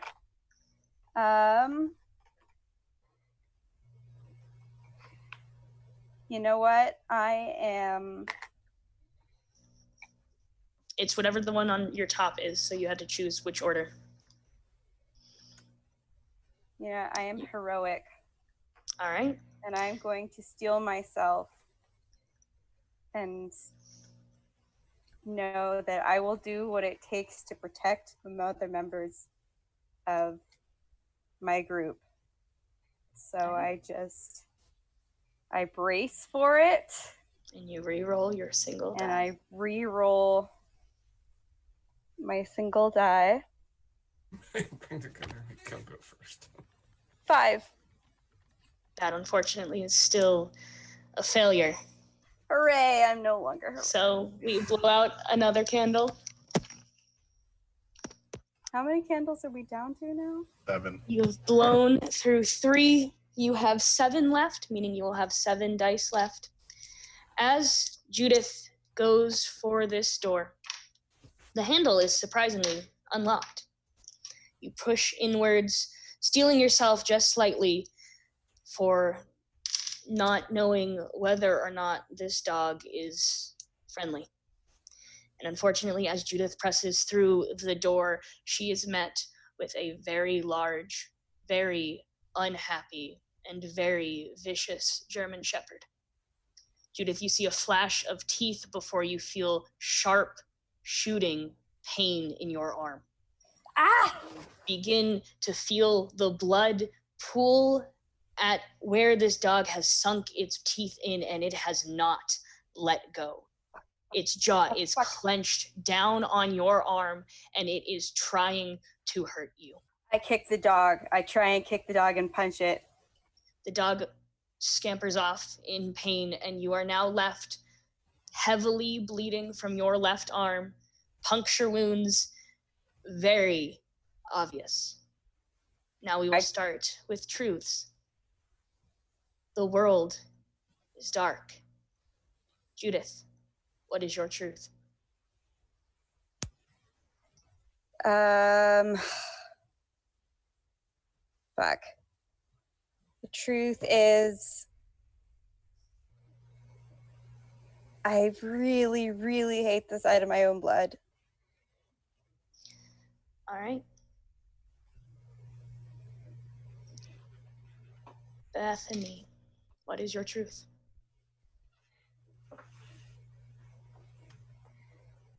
I feel unwanted. Okay. John, what is your truth? My truth.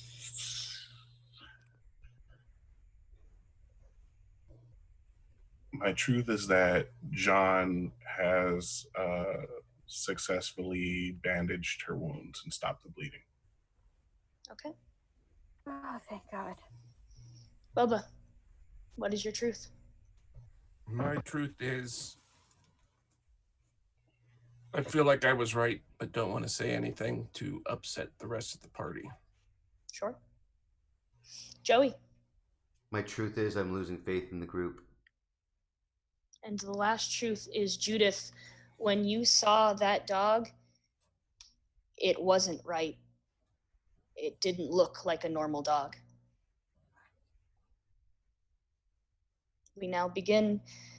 After Judith's arm has been bandaged, you are standing in front of this big house, not knowing what's inside, still hearing whispers, still getting colder. And Joey has lost his way to the river. I don't think that was a dog. What do you mean? I don't think that was not a dog. Something was wrong about it. Hold on. Take a deep breath. How can she take a deep breath? Look at her arm, dude. That dog messed her up. Her freaking out is going to get us. us Chill, There's man. blood on the outside of my body. It's supposed to be on the inside of my body, and I don't like it on the outside, and it's making... He grabs Judith and like pulls her into like a hug. And he's like, I know. It's okay. Breathe. Breathe. It had 2 sets of eyelids. Okay. All right, so we need to leave. We need to close this door because we don't know what we're dealing with. We need to go. Joey, I know you don't know where we are right now, but maybe we can start backtracking and hopefully you find something that you see that triggers. I mean, we can try. It was a big dog. It was a German Shepherd. You know the type of people that have those types of dogs. You know, people like people that like to hunt and stuff. I don't know. There could be something in there that we need. Yes, you know what else is in there? It's That not a creature. dog. Yeah, you're right. I understand. Yes, there's probably a lot for us to find in here, but we are going to have to contend with that beast that already knows we're here and now is probably wanting seconds. I mean, Right. guys, I don't feel safe right now without a weapon. I think I'm gonna quickly search this construction area, see if I can find a shovel or a wrench or so. I just need something to defend myself. I don't feel safe. We got crazy alien dogs going on up in here with 2 eyelids. I don't know what this isn't cool. I'm freaking out right now. I need to have something to defend myself. I understand. All right. Well, let's do it safely and together. Joey, 7 dice. 1 6, no ones, and 1 1. So a 6 and a 1. All right. What do you find, Joey? Joey searches the construction site and he finds a toolbox, and it's got a hammer, it's got a monkey wrench in it, and then the toolbox itself. So like a larger mallet style hammer and a monkey wrench, and then a toolbox itself. And he brings it to the guys. I found this toolbox. Not only do we have something to carry stuff in, but here, somebody take this hammer. I'm gonna take this wrench. Who wants the hammer? I'll take the hammer. Okay, Judith, I feel like it's safe for you to have it that way. That's what happened to you isn't going to happen to you again. So now you can defend yourself if something else comes at you. Last thing you need is another flesh wound on your arm. Something tear your bandages off or some shit. And I'll keep the toolbox. All right, so I've never hit anything before. It's okay. It's all right. You did what you had to do. We'll be here with you. You did what you had to do. Better It's you just than survival. better you than that dog. That's for sure. Exactly. Joey's right. If you hadn't have done that, it could have attacked us too. You did it for all of us. You're right. You're right. I hand her a bottle of water and one of the granola bars. Like we you need to said, head back that this wasn't way. right. I wolfed It that didn't granola deserve bar the. down. It didn't deserve to continue living without pain. You did the right thing. I don't think it died. It's Yeah, I which is why we need ran to leave. away. Yeah, we need to to put go some now. distance. And we came Or from gets this brave direction. and tries to come back for round 2. I'm gonna trust Let's Bub. go. If we can get back on track to that last fence, then we should be able to find. I should be able to get us back on path to the bridge to get over the river. I hope. Who's leading you back? Well, Bubba says he knows the way back to where we were. So once Bubba gets us back to where we were, then I can pick the trail back up to the bridge. Bubba. 6 dice. 6? What? Joey lost one. Oh, that's right. God damn it, Joey. No 6s, no 1s. All right. Fun That is fact. I actually have been bitten by a German Shepherd in real life on the arm. I still have a scar. I am so sorry for bringing that up then. No, it's fun. I'm not. There you Okay. go, Hannah. It's not a trauma Nice to thing or know. anything. Okay. It was just like, oh wow, that's funny. That actually happened. I still have that scar. I can read mine. I got bit by an Airedale as a paper boy. All right. So, Bubba, do you have something you wish to burn, or would you like to take the failure? No, I've got something I wish to burn. What would you like to burn, Bubba? Pothead, How does being a pothead help you find your way back? because this is the field I used to grow my pot in. All right. So you may re-roll your 6 dice.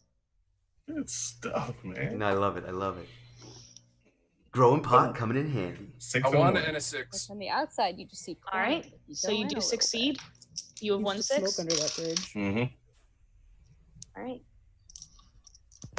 How exactly do you get yourself and your group back, Bubba? The area looked very familiar to me. I've been here many times. It used to be woods, and there was an open field that I used to come and plant my seeds in. Mhm. So I know the road, I know the area, They've just recently dug it up to plant these homes. So I'm familiar with getting back into town from here. All right, so Bubba leads the group. Whether or not he chooses to share exactly how he knows how to get back to that specific area is up to him, but he manages to bring you back to the point where Joey feels confident enough that he knows his way to the river again. So there you stand, about 20 minutes away from the river. Good job, Bubba. Glad you knew where we were. I was completely lost. But yeah, now that we're back here, I know it would just go this way, follow the road, and we're at the bridge. I think we should just stick to the open road this time. No more cutting through alleys. It'll be faster.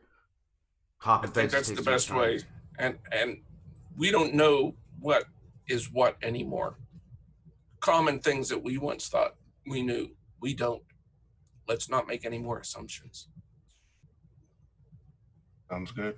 Fair enough. So you as a group begin to walk down the center of the road, trying your best to stay towards the middle, keep an eye out, and you make it about 20 minutes or so, and you can begin to hear the sound of rushing water, the sound of a river still going as normal, perhaps one of the only few normal things still left in this world. I knew this was the way. The river, Yeah, when you Joey. get to it, is a decently sized river, not necessarily something you could swim across. But Joey, that spot where you knew there was a bridge, there's no bridge anymore. Where's the bridge? I swear there was a bridge here. There should be a bridge. We should just be able to walk across the bridge to get over this river. Hold on. I think there might be something about crossing a river safely in this handbook. It's okay, Joey, relax. You brought us this far. It's okay. You couldn't have planned for what happened to the bridge. Right now, we'd be lost around that, whatever the hell that thing was. All right? Don't beat yourself up. Let's follow the river and see if we can find another bridge. Judith, is there anything in that manual about how to get across a river? Any sneaky Boy Scout tricks? I was never a Boy Scout, so I don't know. I'm used to living in town, working on cars, not being out in the bush. Well, let's see. Judith, roll a conflict roll. Ooh. You have 5 dice. Okay. Let's see if this works. It's a big fucking manual. Oh my god! Holy What is it? shit. What is it? Is that a 5-1 situation that's happening right there? Judith, do you have something you wish to burn? Those dice? Oh my god. Yeah. Do you have part of you that you wish to sacrifice in I order don't to feel so reroll this bad dice? anymore. I did. Bubba's not the fuck up anymore. That was amazing. Yes, Judith, what are you That was burning? amazing. Okay. I am a very sensitive person. Okay. So I am very in tune with the emotions of others around me. Okay. How does that help you find information about bridges and rivers in a Boy Scout book?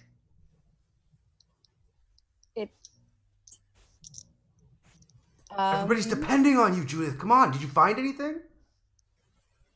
It's okay if it doesn't exactly help you find it in the book, but you need to tie it in somehow. I just maybe if we all hold hands and are just like close and think about how much we love each other, Just think about that. Whatever that one no. like story we or can get movie across. is, Or you know what? No. a girl like dies trying to get to their clubhouse over a creek. I don't remember what it's called. I'm sorry, what? Think of that like movie where they're the two kids and they have like this clubhouse on the other Bridge to side of this creek. Terabithia? Bridge to Terabithia. There we go. That's the only thing I can think of with a bridge that's Doesn't emotional. the girl die in that book? Yeah, you're Crossing sensitive. a river? Yeah, that's exactly how she dies. Good. That's So just very think- helpful we don't in wanna this do that. very situation. You know what? Bethany, Yes. because I'm a very sensitive person, Okay. I can tell that Bethany is feeling a little down. And she's feeling like she's not really contributing very much. Okay. So I'm going to let her help me look through this book and see if she sees anything. Now that is a explanation worthy of a reroll. Let's You just can say reroll GG on that one. 5 Yeah, that was dice. nice. With That's good. Bethany's help, you call her over and ask her to help you search through the book. Roll with Perhaps while you go advantage. look for something else. There is no advantage in this I know. game. Only Zool. Only Only Zool. Bethany, you know, I think I'm a little woozy from the blood loss. Why don't you try and read this book? Because, like, you know, I think the words are swimming on the page a little bit. Oh, I think yeah, it'd be I can helpful try. and really valuable. All right. So though Bethany is helping, Judith, it is your failure of a roll. You must still re-roll those 5 dice. All right. 5 6s this time. I want to remind everyone that if your hope is at the top of your deck, if in any situation you feel as though you can use that hope, you can just blurt it out and say it. You don't need to ask for me to call a conflict. You can say you want to redeem your hope, and we'll do a conflict roll and hopefully get you guys some hope dice, because you clearly need it with those 5 ones. That was amazing. I've All right. never had luck that bad. What's your roll, Judith? Ooh, I rolled 1 6. 1 and 6. a 1. All right. 1. I have narration rights. So, as Judith kind of takes a half step back, handing Bethany over this book, Judith just pauses, leaning on John for a moment to help gather herself from this blood loss. You can look down and see that the bandages that John has put on her arms are already soaking through with blood. Bethany, this book is familiar to you. Maybe a sibling, maybe a brother. He was a Boy Scout, and you know exactly where to look in that book. You flip to it almost immediately. It's there. You found the information you need.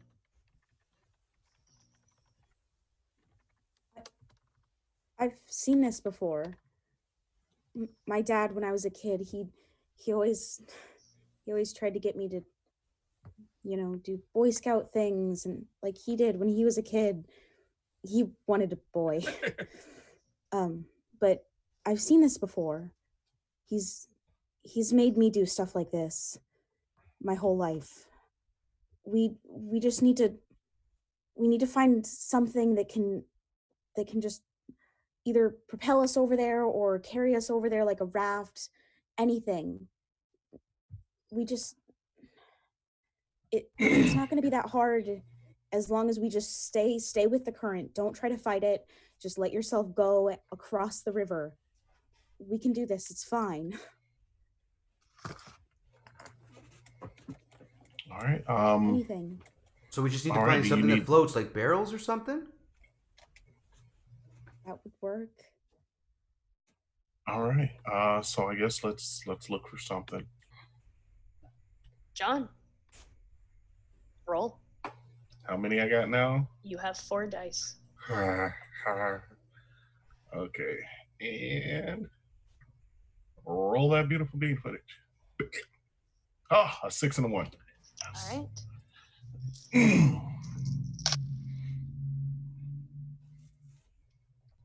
I have no 6s. John, what do you find? All right. Looking around here. No. Oh, what? Oh. Sorry. Looking around the area, we see an old, what used to be probably a old, like clubhouse kind of fort thing that's been kind of destroyed at this point. But one of the walls is still like salvageable to use kind of as a raft. Okay. So I alert everybody, and Bubba and I grab it, and we kind of move it towards the water. We sure this thing will float? It's the best thing we've got Worth a right now. try. I feel like we're about to get wet, fam, but Oh yeah, that goes without saying, but hopefully it's enough just to get us across. All right. I think the two ladies should get on, and then we'll kind of the three of us will propel it across the water as best we can. Remember, don't fight the current. Like Bethany said, we just gotta kind of let it pull us, and then we just gotta kick our legs in that direction and we'll float across the river. Why do you think that us two ladies should go first? Oh, I'm just saying, no, you should ride on the rafts and keep yourself out of the water. You're already hurt, Judith. Like, do you really want to get your bandage Yeah, and but put why your is wound? Bethany? What do you think that Bethany is? I'm sorry. I'm just trying to be a gentleman. That's how my dad raised me. Truthfully, Judith, How big is it? Why can't we all hold on and kick our feet together? I mean, if you want to, I was just trying to be a gentleman, like I said. I'm just trying to be chivalrous. Well, that's all. It's very patronizing. I'm not. I was more like for you, Judith. I was worried about your arm. You don't want to get that in the water if you can avoid it. You can't really do much work right now, Judith. You're kind of injured. This isn't about sex or anything like that. You're injured. You need to take it easy. Whoa. Listen, we're maybe don't. If you think you have a chance right now with either of us, this is not the time. I'm gay. What? If that's what you're asking, Bethany. What? No, not me. You said sex, John. As in gender sex. As in gender. Sex and gender. He just looks and like motions to Bubba. I feel ill. Can we just do this, please? Yeah. Okay. So who wants? You know what? You guys decide what you want to do. We're gonna start putting this in the water and helping it get us across. And with that decision, I need one person elected to make a roll. Maybe not me. With 3 dice. I'll do it. Go, John. Right, go. John. You can do it, John. You can do it, John. Oh, failure. Burn something. No. Do you have anything to burn? Sure. I can burn my first one. What is it? My first one is my kindness. All right. How does your kindness help you?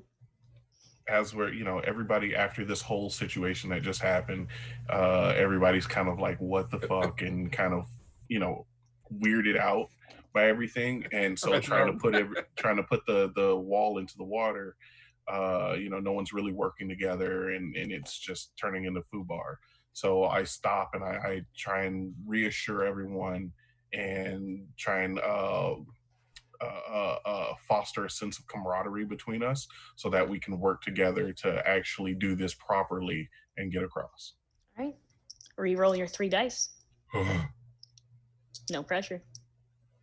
Fuck me backwards. No. All right. That is a failure. Another candle removed. You now have 6 candles remaining.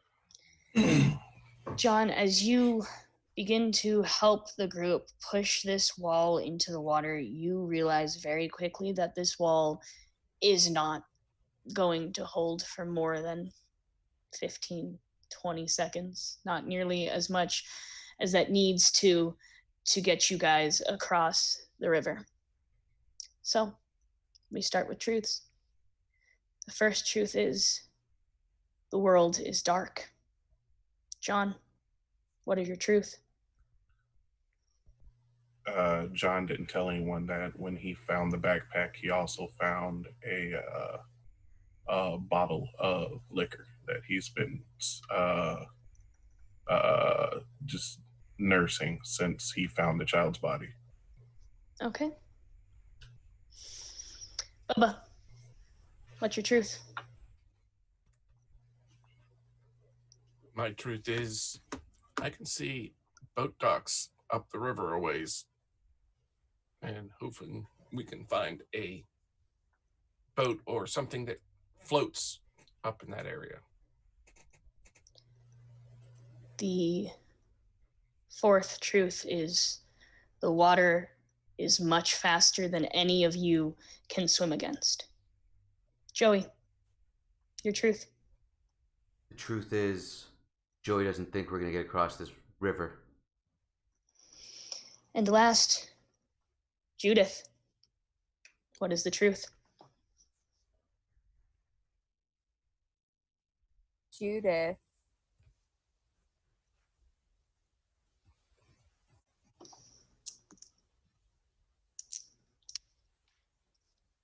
In her frustration, goes to kick a tree and spots a rope coiled up on the other side. All right. So, as you begin to push into the water, John, realizing that this wall is not stable enough, the water much more powerful than you believed it was when you originally got in there. The sight of a dock just a short way off, and the knowledge there's perhaps some hope that you may be able to grab a rope. That's where we begin. All right, stop, guys, stop. This isn't gonna work. I was wrong. I admit it. It looked What do tamer. I smell on your breath? I knew this What? wall wasn't gonna float. I knew it. What's that on your breath? Tree. Something I ate a while ago. I don't know what you're talking about. But we need to focus on the river right now. We're not gonna get past the river. We're never gonna get past this river, guys. We're never getting out of this town Joey, without the bridge. Holy shit. Joey, calm down. Hey Joey. guys, I found a rope. Oh, The river's perfect. too wide. Just what are we gonna Okay. swing across with some rope? No, What are we listen, gonna do with that? Joey, look. If you look down there, you'll see there's a dock. Let's go down there and see if we get a better shot at getting across, especially with this rope. See if we can get a better chance of getting across that way. All right. I guess See maybe if I can it's a find a boat floating with an dock. engine. Maybe we can get a boat with an engine. We can get across and get it running. If I can get an engine running, then I'll be a lot better. I just don't feel right. I don't like this no electricity. I just don't like it at all. This is not good. None of us do. As they start walking off, John shoots a look to Bubba. One kind of like what's your game? And then the other one like how much do you know? Okay. Bubba, since it was your truth that there was a dock nearby, I need you to roll me a check with 6 dice.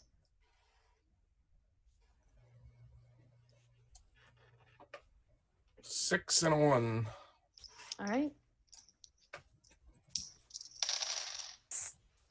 As the group pushes forward, Bubba and John lagging behind momentarily, not only is there a dock, but there is a very old-looking boat tied up to that dock. It has a rusty, shitty-looking motor attached to it, but it's floating, and that's currently better than what you had. Guys, this boat, it looks like it's in rough shape, but I might be able to get it running if we can find some parts. It looks like it's missing a couple of things. There like it looks like spark plugs. If we get spark plugs, I might be able to get it running if it's not seized up. How does it look like float wise? Is it good there? The Don't boat looks like float. it'll float. It's floating in the water right now. It's just this engine's not going to start up, and this boat's too big to we can't just push this thing through the water. We need to get the engine running to get it across. Well, where are we gonna find spark plugs? I mean, there's the docks. There's a boathouse over there. This boat's got stuff laying all over the place. There might be spark plugs in the boat somewhere. There might be spark plugs in that boathouse over there. We can we just have a plan. search. Let's do this. Okay. I'll search the boat. You know what you need to do, Joey. You have 5 dice. We're down to 5 now. Holy shit. Well, Bubba failed. You had 6. Oh. Okay. What is it? I got 2 1s, 2 5s, and 4, but I'm gonna burn my virtue because virtue? Joey's just naturally lucky. So as he's looking around, he's hoping that his luck will pay off as it always does, and he's just looking all over this boat trying to find the. It's all 5 dice again. Yes, it is. 2 6s and a 1. Nice. Alright. You lucky bastard. Gotta burn that luck now, though. It's gone. As Joey begins to search in the boat, you all notice that he's a little more frantic than he was when you first started out. The boat is small. Don't get me wrong. It can carry 4 of you at most. And what at first seems like there's nothing in it Joey takes a moment and seemingly out of nowhere pulls spark plugs from underneath one of the shoddy kind of benches that's towards the front of the boat. He has spark plugs now. All right. Oh my Perfect. God. That didn't even take long. Yeah, I found the spark plugs, but I'm gonna need some help. Bubba, can you help me out trying to get this engine running? Sure. You have some mechanic. You help me with the car. Maybe you can help me with the What getting this. do you need? I can get the spark plugs in place, but like I'm not sure if it's gonna get running. I can get it all. I can get it all in place, but I honestly don't know if it's gonna run. Well, let's see how much fuel's in that tank. I didn't even think to check that. Oh my god, I'm so stupid. How could I not check for gas? Did we bring any gas with us? No, we No, left it was behind. It was diesel. We should check it. Who's checking? I'll check. You have 4 dice, Bubba. Redemption right now, Kel. Judith already rolled all the ones for you. Oh, No, Yeah. she didn't. You think that? I'm How many ones? Dude, 2. No 6s? No. No. Do you have anything to burn? I believe the only thing you have left is your moment of hope, and I don't believe it's come. No, I don't think so either. That is a failure. 5 candles down, 5 candles remaining.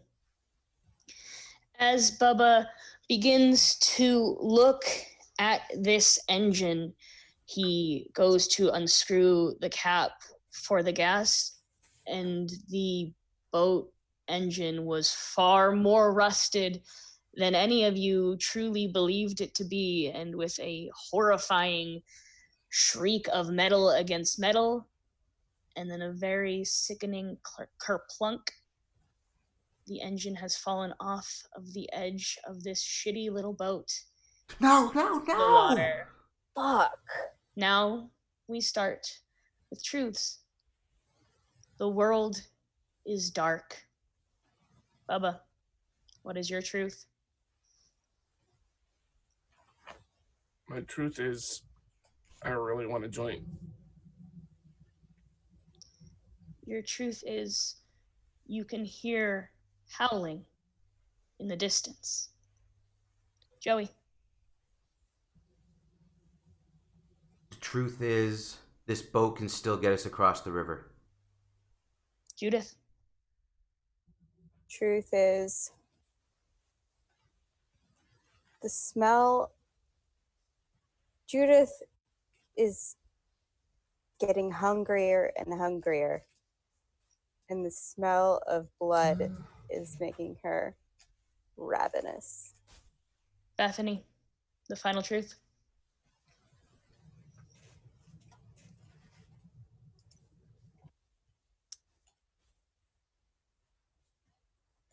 Bethany.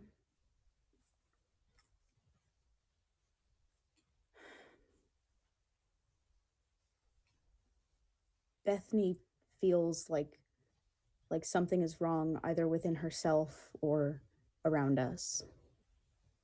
Even more so than it has been. Right. So with that, with the sickening splash of a heavy metal motor falling into a very fast rushing river, you stand, Joey and Bubba, in the boat. The other 3 of you just on the dock. You can hear howling and whispers behind you. It is freezing. Something is very, very wrong. This is no good. This is can nothing go right tonight? Come Do you on. hear that? Do you hear that? Of course I hear that. Everybody hears it, John. Thanks for pointing it out more. Oh, I'm sorry. Would you like to continue to fix the goddamn boat? Hey, I'm not the one that knocked the engine in the water, man. That was Bubba. Can we Oh, please well, stop again, yelling at each we wouldn't other? have even figured this shit out if Bubba didn't think about checking the goddamn fuel.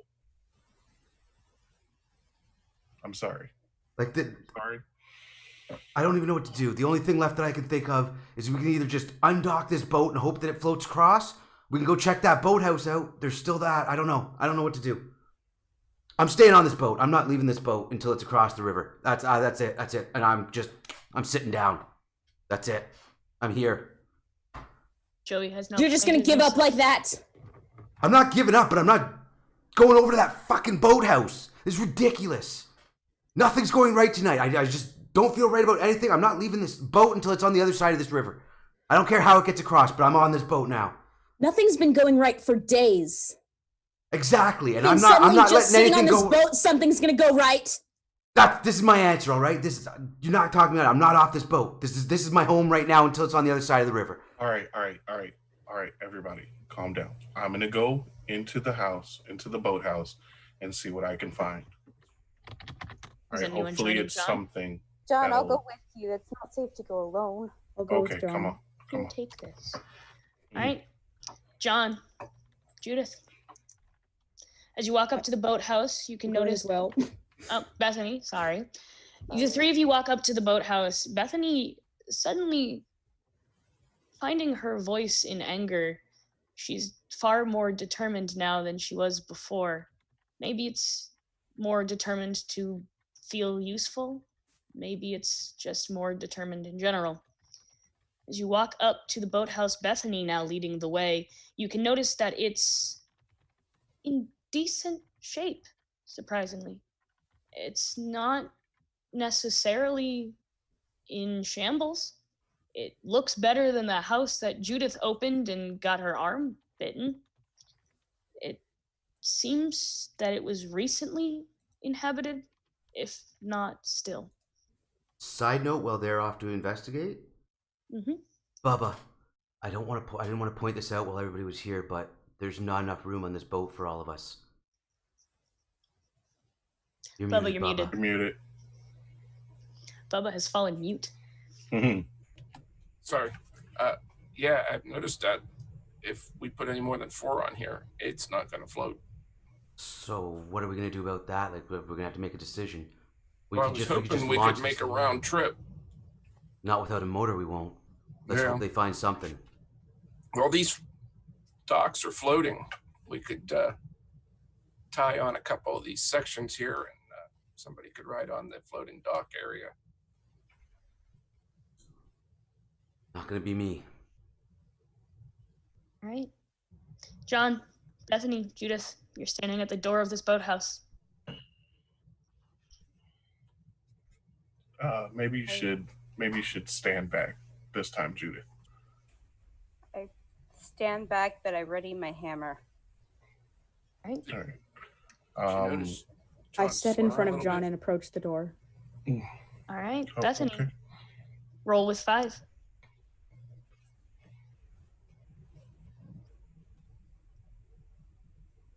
Oh, fucking beautiful. What was it? 3, 5, 6, 6. No, is there no ones? No all right. ones. 3 6s. Yeah. She kicks that bitch down like the Kool-Aid man. Bethany, what do you do? What happens? Part of me is still scared, but I'm determined to do anything I can. And I also feel spiteful and want to prove Joey wrong.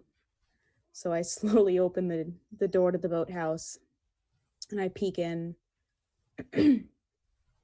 before feeling a little cocky and entering. I look around in the dark and I sort of stumble around and look, and I motion for the other 2 to come in. And as I'm feeling around in the dark, trying my best to just find anything to just rub in Joey's face, just so he feels even a little bad, I find a box that belonged to one of the fishermen that frequented there. And I need you to roll to see what's inside. Okay. 5 dice.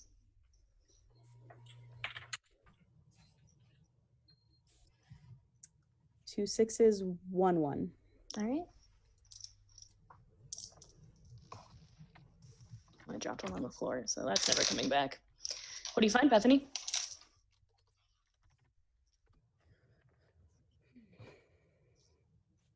What can you rub in Joey's stupid face?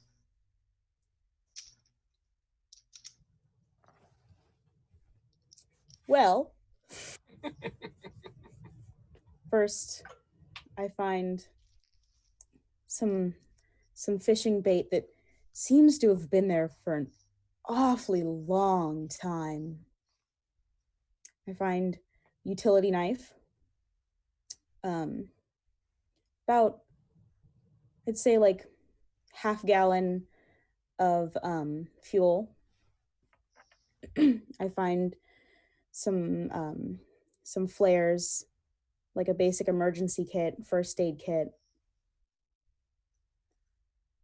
and a single fishing hook. All right.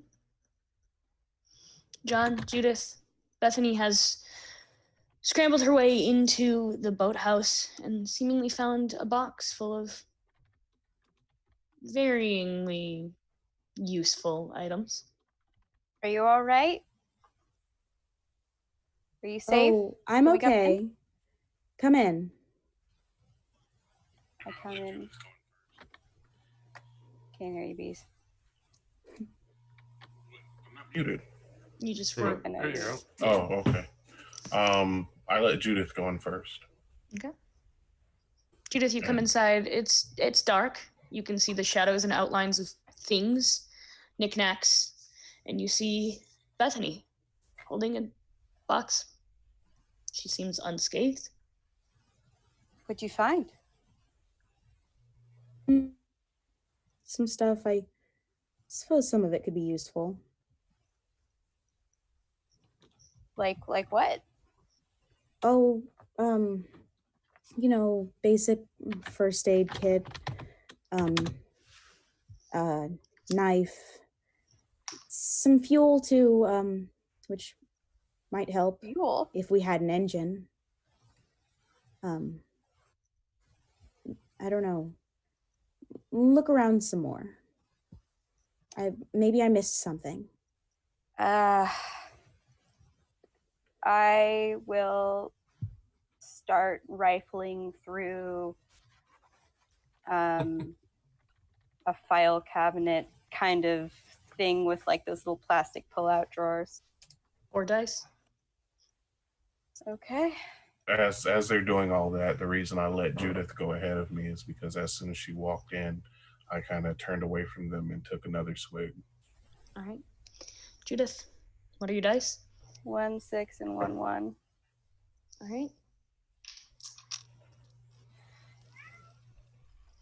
As Judith begins to rifle through this filing cabinet, it originally seems like a bunch of files on who rented out boats. It seems like weather forecasts that someone decided they wanted to print out.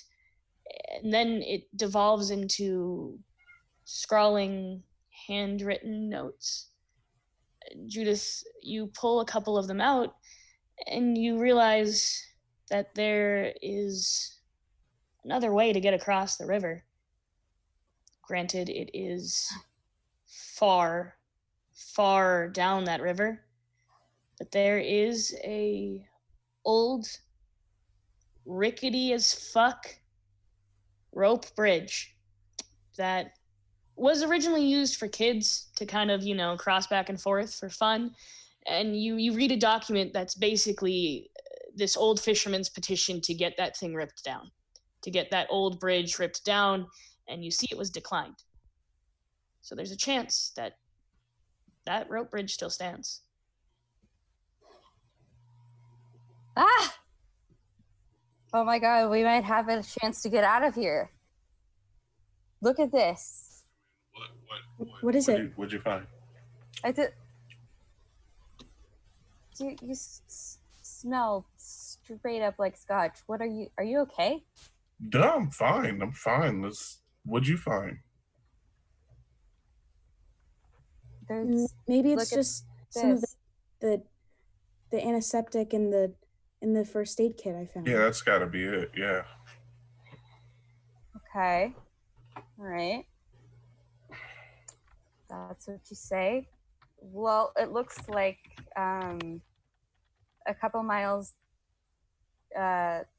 downriver, there's supposed to be like a rope bridge or something. It was like a little tourist attraction from the 50s that they left up. It looks like there was a petition, see here, to get it taken down. It was like a safety hazard. Okay, let's try that then. All right. As you begin to get out of this little boathouse, the howling has become louder. The whispers seem to match it and almost interject as though the howling and the whispers are having a conversation. And the three of you look out. Joey still sitting on the floor of the boat, unmoving.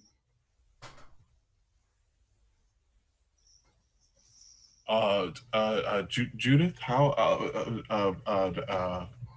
about how far did you say that bridge was? A couple miles. Oh, we're not going to make that. We're gonna have to try. We don't have any other choice. Okay, let's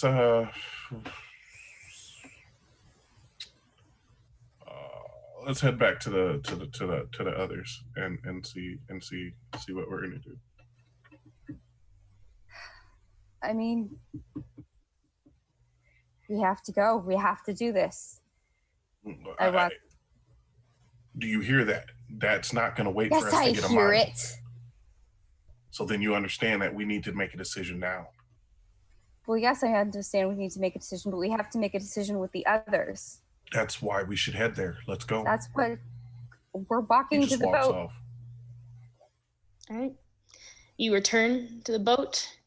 Joey and Bubba in a little bit of conversation, but that immediately ceases as the three of you come back onto the dock. We have another solution, but I don't think you're going to like it. What is it? What did you find? Like, because I don't see an engine in your hand, and that's not getting us across the water. I pass him the flyer. Are you suggesting that we walk 2 kilometers upriver, or 2 miles upriver? Sorry, I'm Canadian. Yeah, you're Canadian showing. You're Canadian showing, Fox. You suggesting we walk 2 miles up the river with all that howling and whispering behind us? You Something's have a better after solution? us. Yeah, we push this boat. We just hope it floats across, and we'll be downriver a little ways. But like Bethany said, it'll float. If we don't fight the current, it'll float across, and we'll hit the other side eventually.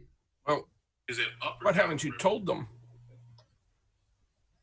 Told us what? Listen, me and Bubba were discussing this. This boat's not going to hold all 5 of us. Somebody's going to have to stay behind. So Judith, if you want to walk to the bridge, I'll go with you, Judith. I don't think we should split up. I really don't think it's going to be any safer.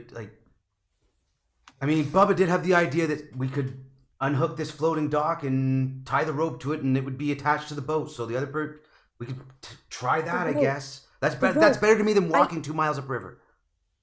I found a box in the boathouse. There was it's not much, but it's something. It's just like, one of those emergency rescue rafts. What if we tie that to it? Would that work? I mean, it makes sense. Yes. That way we don't have to walk 2 miles upriver. Like, that just seems crazy to me. We're going to get the boat to the other side. If there's an emergency raft, sure. I mean, I said the bridge is downriver. We could use the boat to float downriver. We'd eventually hit the bridge, and then we can use the bridge to get to the other side, maybe. Sorry, I thought you said it was upriver. My bad. No, it's I down. said downriver. I said downriver, unless you said something different, Anna. Nope, you said downriver, and I did too. Okay. You're all good. All right. Is that your plan? I say we do it. That's our best Either option. way, we'll get across. Whether we hit it just by following the current, or if we find the bridge first. Either way, we need to do something. So, I need a decision. I'll go on the raft. Then I need a roll, Judith. You have 3 dice. You're already hurt. I don't think you should be alone. No, Judith. That raft will never hold No, me. this was my idea. Judith, you're already hurt. I will go on the raft. This was I know my the most idea. about surviving on the water. If anything happens and I somehow get separated from you guys, I have the biggest chance of survival. All I know is I'm staying on this boat, like I said before, until it's on the other side of that river. You're a great team player, Joey. Hey, I'm all out of chivalry now, all right? The chivalry's over. I just want to get on the other side of the river. That's all I care about. So, if neither of you are willing to give up your place on that extra raft, I need to know now. We'll go together. All right? Can the raft hold 2 people? We'll go It to can. fine. As We'll try. everybody's talking, John like shifts his weight but stumbles a little bit. All John, right. are you okay? John, Yeah, I slipped. It's wet out here. My bad. I'm sorry. Maybe you should sit the fuck down, dude, before you fall in the cold water. Well, It's how cold about we enough out figure out here. what the hell we're doing, and then I'll be happy to sit down. Well, It's funny you say that, Joey. Yeah. Oh. John, I need a roll. You have 3 dice. Mm. Mm. Mm. Oh, fuck me. Nope. What is it?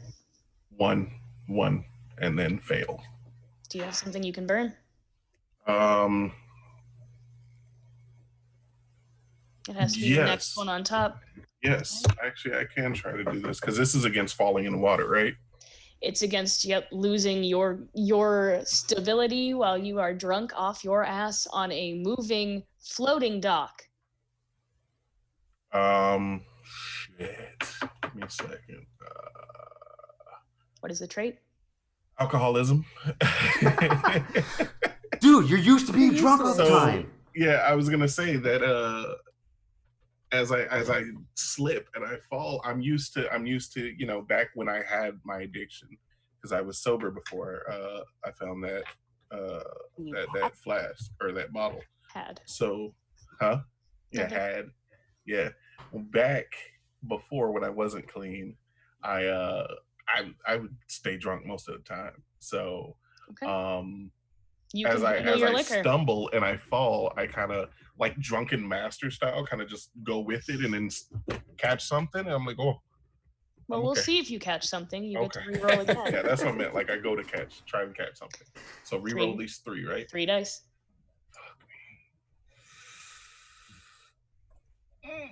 Oh, that's a 6, baby. Hey. 6 and no ones. 6 and no ones. All right.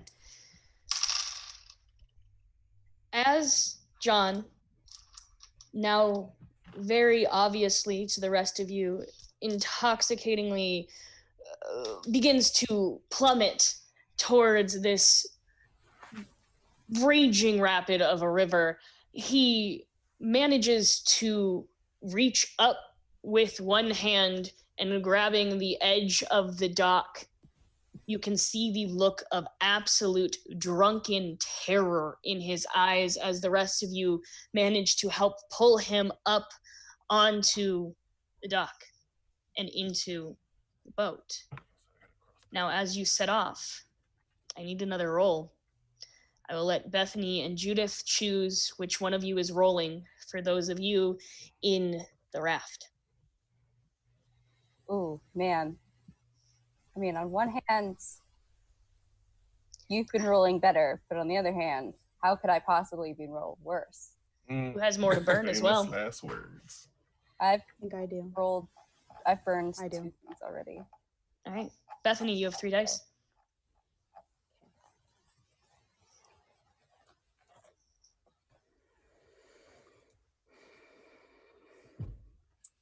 Fail. Do you have something you can burn? I think so. Did you get any ones? Yes.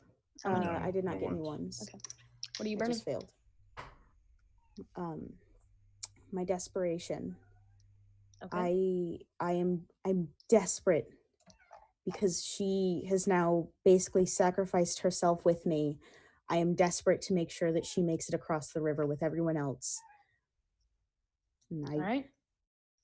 Reroll your desperately 3 try to save us. and get rid of your desperation.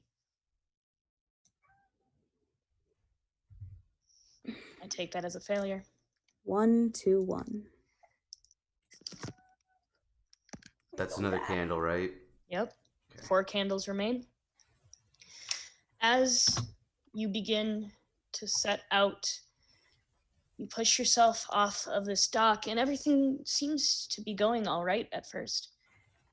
But those of you in the raft behind the main boat notice that that rope that you used to tie it starts to fray. Fuck. You start with truths. Fuck. The world is dark. Bethany. I don't care what happens to me as long as I feel something before it happens. Okay. John.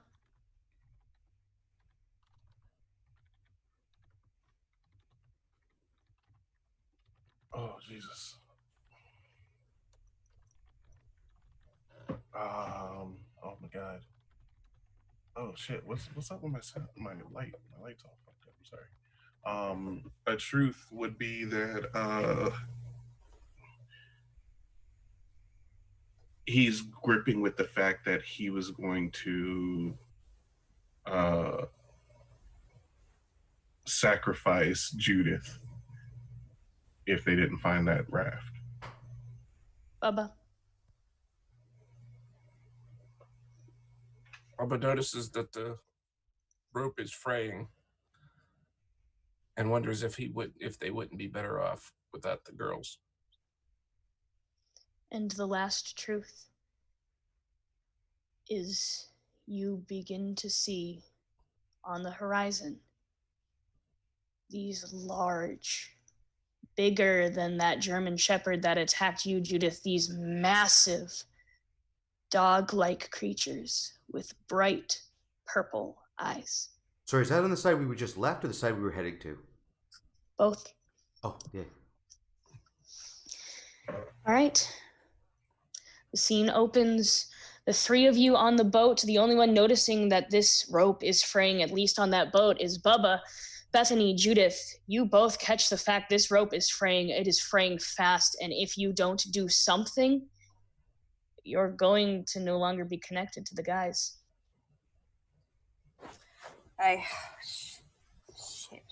Shit.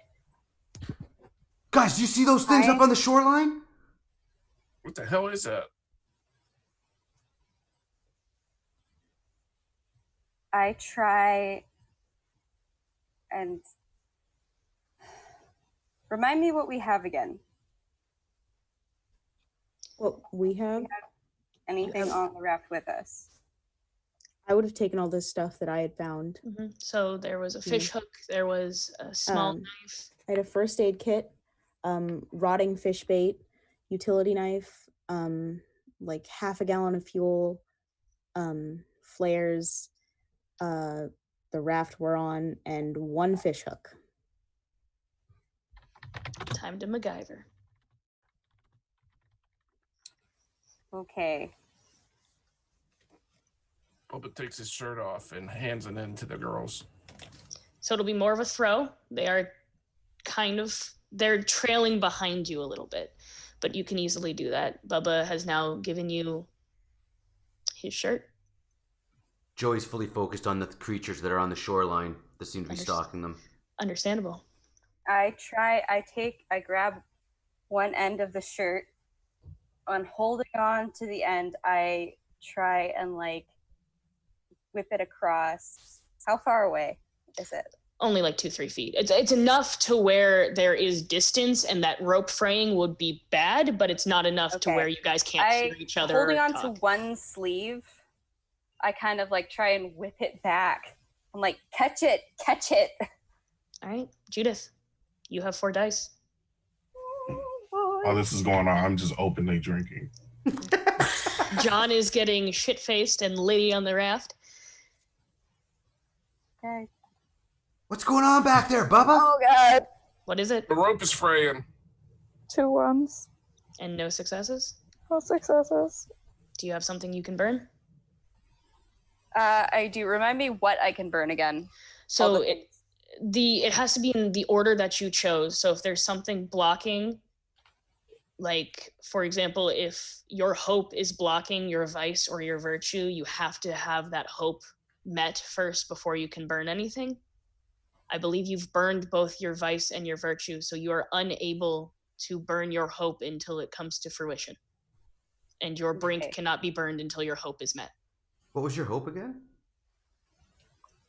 When I like have some sort of contact or proof that my ex-girlfriend is out there.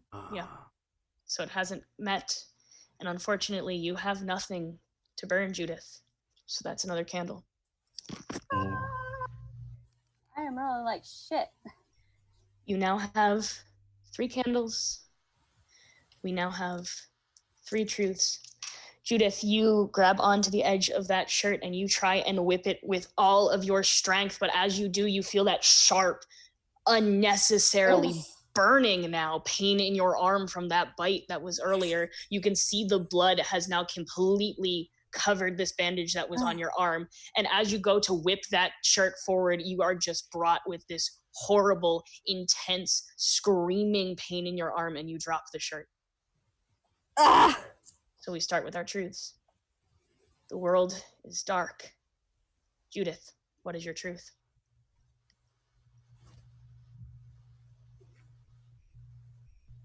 My truth is there's blood pounding in my ears. There are flashes of color going across my eyes. I can smell Joey's disgusting aftershave. It is that he gross. put on It's Old 6 Spice. weeks ago. I use Old Spice. I can smell the sweat on everyone's skin. It smells delicious. And I'm starting to feel stronger. Okay. Bethany.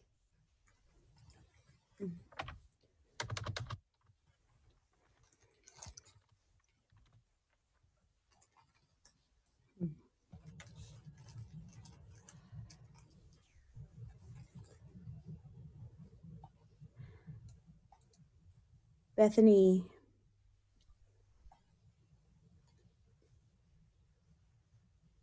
is tired of being left behind. Okay. John, what is the last truth?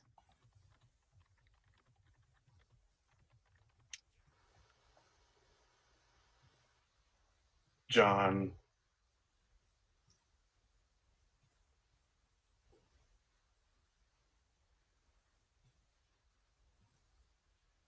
Party time. It doesn't have to be about John. It can be about the world itself. It can be about him. John spots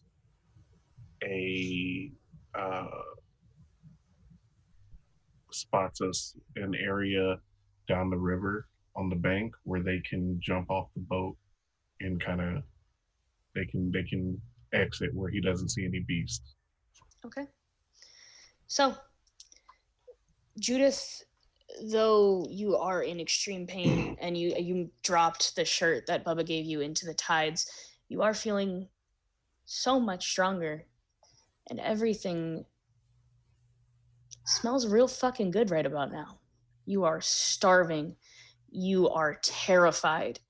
And you can see these creatures begin to push forward farther and farther up against the tree line and up against the shoreline. That rope is still fraying. You two are still on the verge of drifting away. But you are heading towards the opposite shoreline. Are they heading towards? There are the creatures on the opposite shoreline. There are creatures on both sides. However, there is a small sandy bank where it seems that it could be safe if you could get there. Guys, I think we're gonna have to jump off this boat while it's moving, and we're only gonna have one chance to get out of here, especially with that rope fraying back there. And then we'll have to deal with whatever's up there. How are we supposed to jump off? I mean, there's not much choice. You're just gonna have to try to jump the best you can. What other choice do you have? You're gonna keep floating down in that raft by yourselves? We're jumping off now. I'm jumping at this sand dune. If you guys aren't jumping with me, then that's what's up. I'm jumping. I'm not missing this opportunity. I Fine. steel myself and get ready to jump with Joey. Okay. So, as you all prepare to jump, I need one person and one person only to roll for the entire group. I have one have vice to- left, Not so me. You have 3 dice. does anybody else have a I have you a vice. anything that can burn? I mean, not a vice. I have my hope. That's it. My hope and my break. Has the hope come to fruition though? Nope. So, and then Bubba, you said you still have a burnable, right? Nope. So I'm the only one with the burnable, so I'll make the roll. Joey?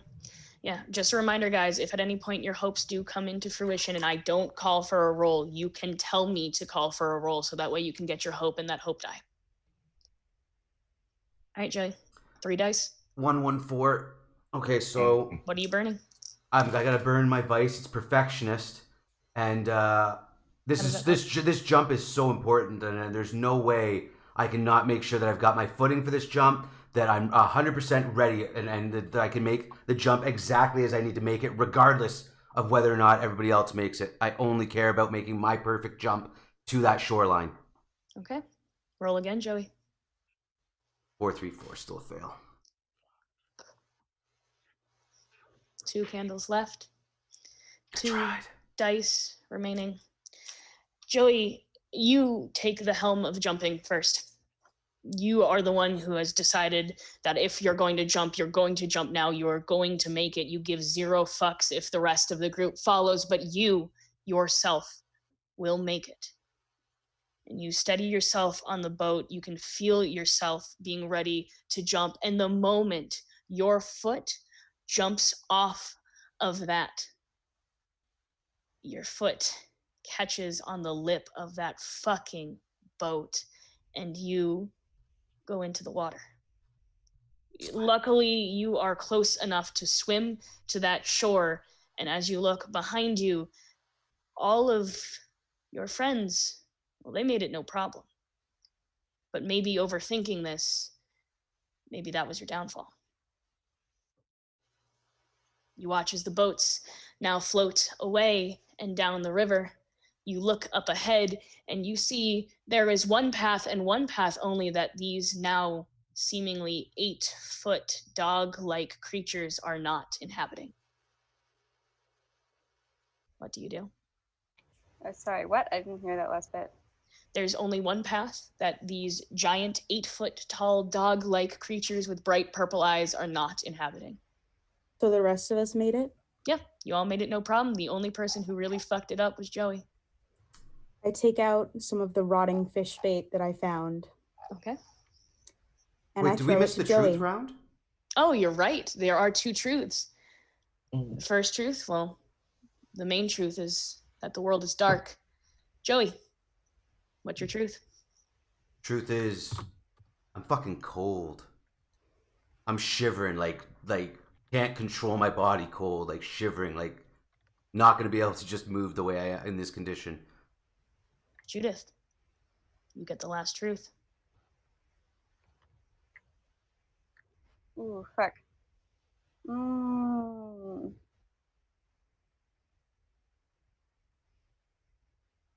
Before I jumped, I spotted a crankable satellite phone underneath the stuck in the bilge, we'll say, but it's waterproof, so it's fine. And I grabbed that before I jumped for the moment decision. You have a crankable satellite phone. Bethany, what were you doing with your fish bait? I'm throwing it at Joey. Joey, you are now covered in this rotting, disgusting, slimy old fish bait. What the hell, Bethany? Like, I'm not dealing with enough right now? What the fuck, Bethany? What the fuck?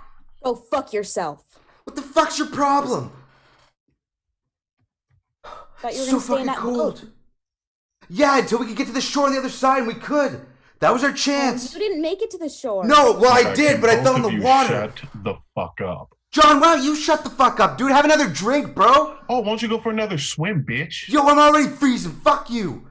Can we please Join the club. I'm a little cold over here too. And Yeah, but you're not drenched. You didn't fall in the fucking river. He's also not yelling like a jackass when we're being surrounded by these fucking Whatever. I don't give a fuck right now. I just need to get warm.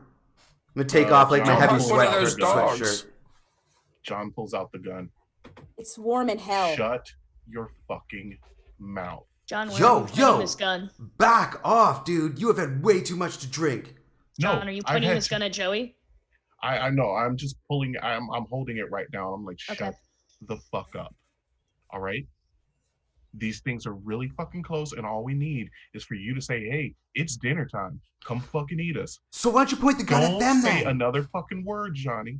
Joey, or I will put a fucking bullet in your knee, and then we'll be able to get away because they'll be feasting on you. Whatever, dude. If you can live with yourself after that. Joey. That's John. That's so violent. You want to warm up? Yeah, that's what I'd like to do. I pull out the utility knife. Okay. And I press it against Joey's throat. Okay. Yo, you people have gotten way too violent. Fuck this. I'm out of here. You. I bounce. Joey bounces. All right. Joey. He walks off. He walks off from the group completely. I assume you're taking the one direction that there are not these beasts? Yep. I need a roll. You have 2 dice. 2 twos.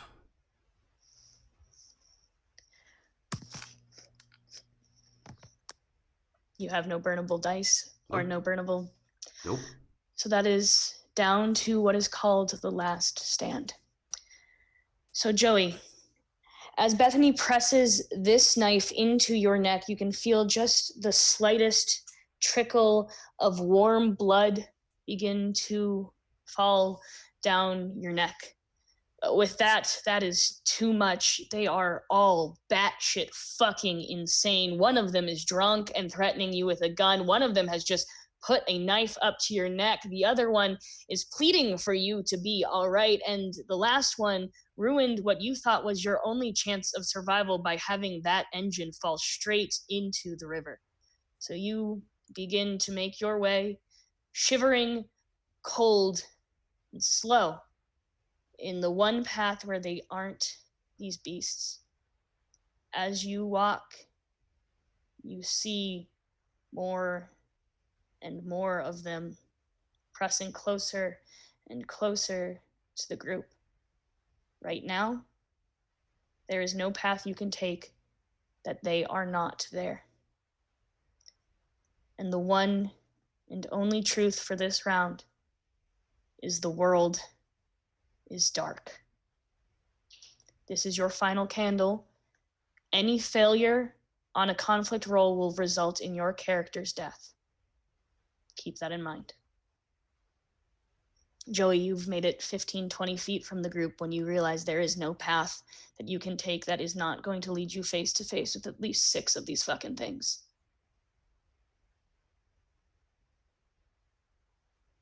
Joey's gonna try and find some place to just hide. Okay. What are you guys doing? John's gonna run after Joey, not to like catch up with him, but because he knows that's the only safe path. Okay. Stick with John. Judith, Bubba? Bethany, you still have that fuel in those flares? I do. I think we need to make our own path here. Right through them guys. I hand the fuel and the flares to Bubba. Okay. I need a Judith. piece of cloth for a Molotov. I grab the knife from Bethany and I lick Joey's blood off it. All right. Bubba needs some cloth for a Molotov, guys. I turn around to head back and then realize the boats aren't there, and I'm like, "Fuck!" All right, and I start walking. I rip off some of my. No, I don't have a knife or anything. Fuck. I hand Bubba my shirt. A shirt for a shirt. Shirt for a shirt. I just need a piece of it. I cut off a strip off the bottom, hand it back to her. Okay. Stuff it in the top of the bottle. You lighten it up. Oh, I'm Just lighting holding it it up. for now. All right. You have a roll. You have 1 dice. 1.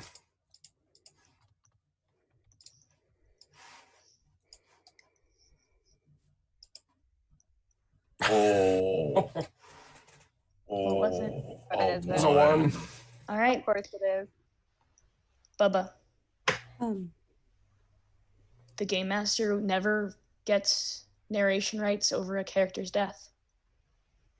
What happens?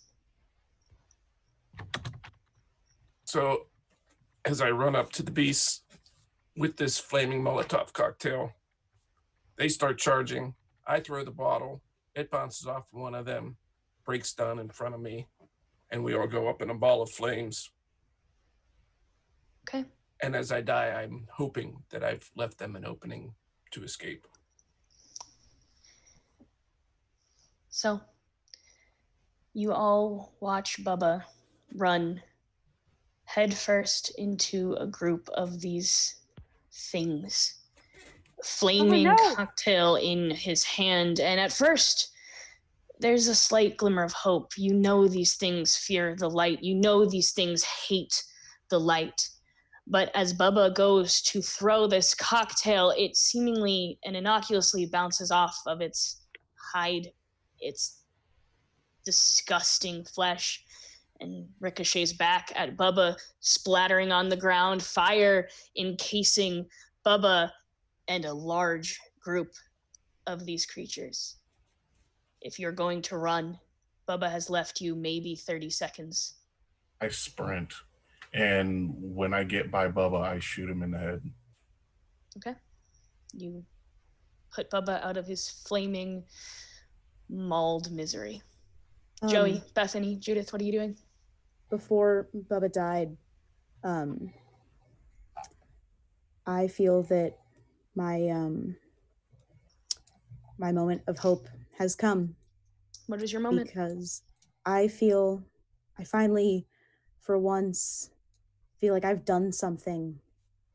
I feel useful. I feel like without me, they wouldn't have made it this far, at least. Yeah. Okay. Your moment of hope has been realized, so what I need is you need to roll a conflict roll with 1 die. Doesn't she give the hope die as well? She has to succeed the conflict roll Yeah, first. this is the get the hope die. Oh, shit.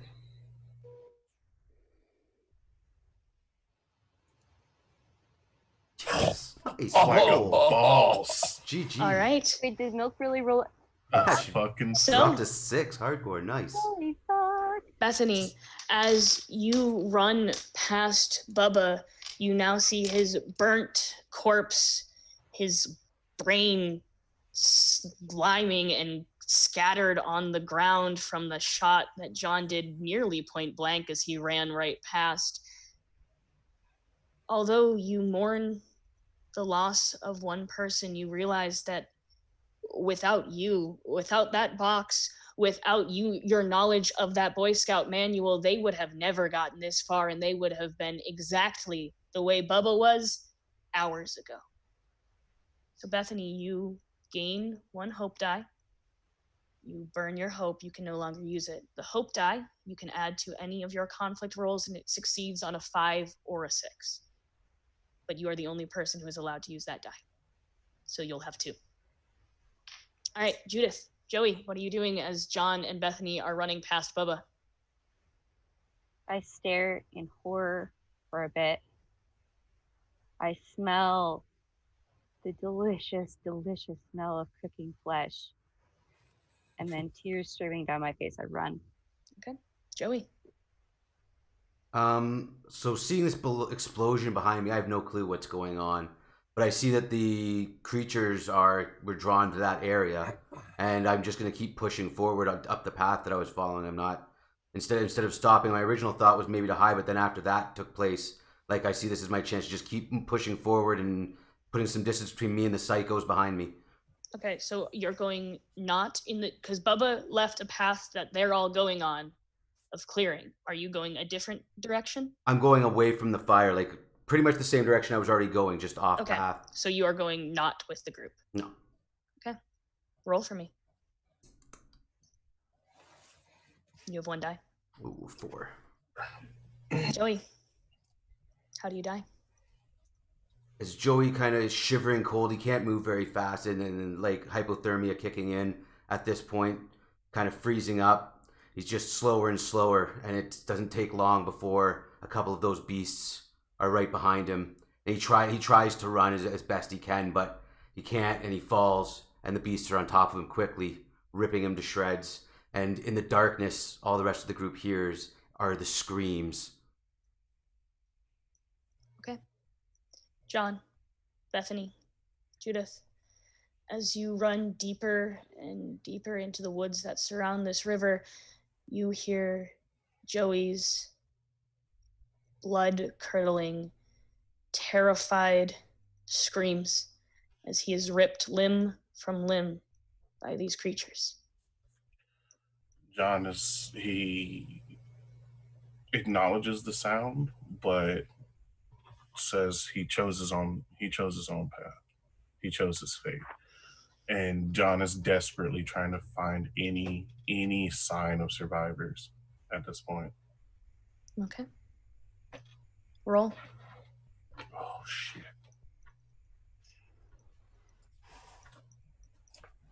Nope. All right, John, how do you go? So John's running, and he looks over and sees the backpack that he last saw his daughter wearing, and stops dead in his tracks, runs over and picks it up, and is filled with hope for the first time in this entire ordeal, until he flips it over and sees that it is just covered and drenched in blood. And at that point, he realizes that his family is dead. So looking back at Judith and Bethany, all they see is John stop, pick up a backpack, smile, turn it over, and the smile quickly fades before he looks back at them and turns the gun on himself. Judith screams. Okay. John, with one pull of the trigger, you are finally with your family once more. Bethany and Judith, you, while running, hear a gunshot. You turn back only momentarily to see John's lifeless body collapse to the ground, clutching a small child's backpack.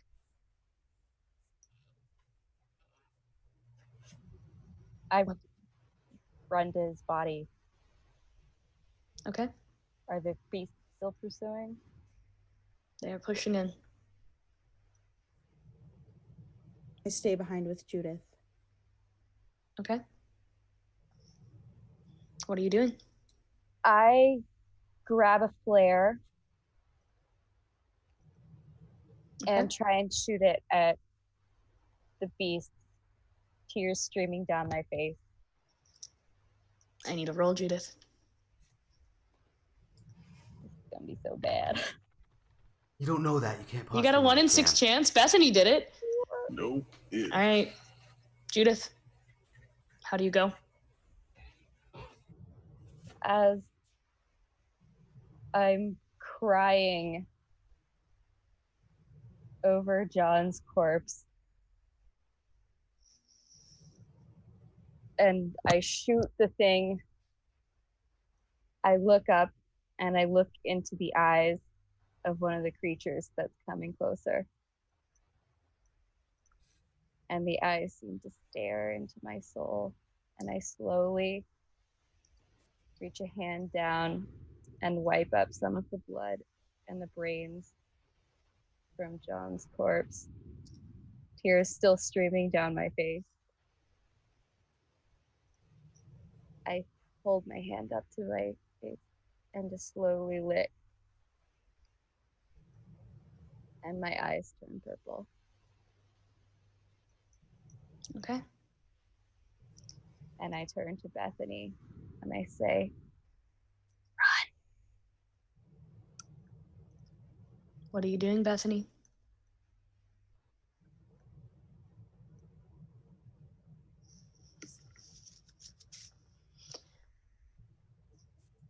Bethany watches Judith do this and just it feels as if time has slowed down and every second feels like an hour, just watching Judith change like this. Seeing this girl she met only a handful of days ago turn not only into a different person, but into something not human at all. She knows that even before the world became dark, no one knew her like Judith did. And without Judith, without any of the others, even Joey, she doesn't feel it's right to go on. She knows that she doesn't have a chance on her own. She didn't have a chance in the beginning, but she thought that maybe she could save one of them. But she didn't. In the end, no matter how much she tried to be useful, how much she tried to make them need her, she wasn't enough.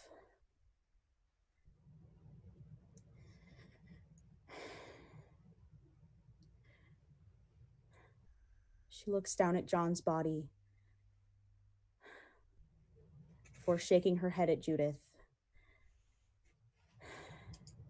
and just sitting down and beginning to paint on John's body with his blood while Judith begins to eat her alive. Okay.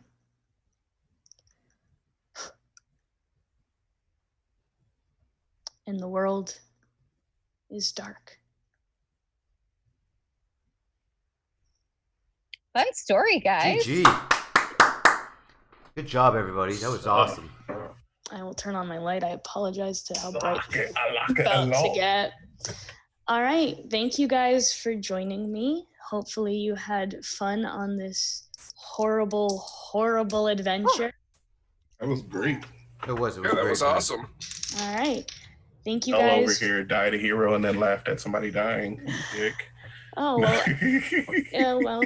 Thank you guys, those of you who came to our stream either on Bubba's stream or Nerd League Gaming stream. I don't know if we have anyone else who was streaming it with it. Anyone who came out to the streams, thank you guys so much for watching.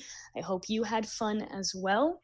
Can we just say thank you to the DM and a great job, because I know you were Yeah. nervous coming into this, and you did fucking amazing. I was amazing. fucking terrified. Thank you. No reason to be terrified in the future. You did amazing at that. It was an awesome time. You did a great job. Thank you. Yes. Those of you who are watching on the Nerd League Gaming channel, I am hoping to make this a every other Sunday stream. not with the same cast of characters. However, if any of you guys want to play on a different episode, you are more than welcome to. You're more than welcome back. Just give me a message. It'll be every other Sunday, same time, just because I can't devote every Sunday because I have a home D&D game that I play on the other Sundays. So yeah, if you guys want to come back to play, I would be more than happy to have you. And I didn't light my apartment on fire. So everything is good. So everything is good. Yeah, at one point, when my cat was up here, when he like jumped down, I have candles lit like around myself. He jumped down from my desk, and afterwards I smelled a bit of fur burning.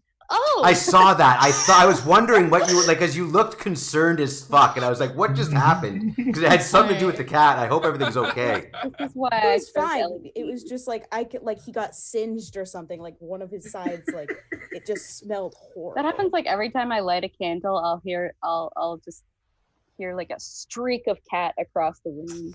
Although you burning your apartment down would have been exciting.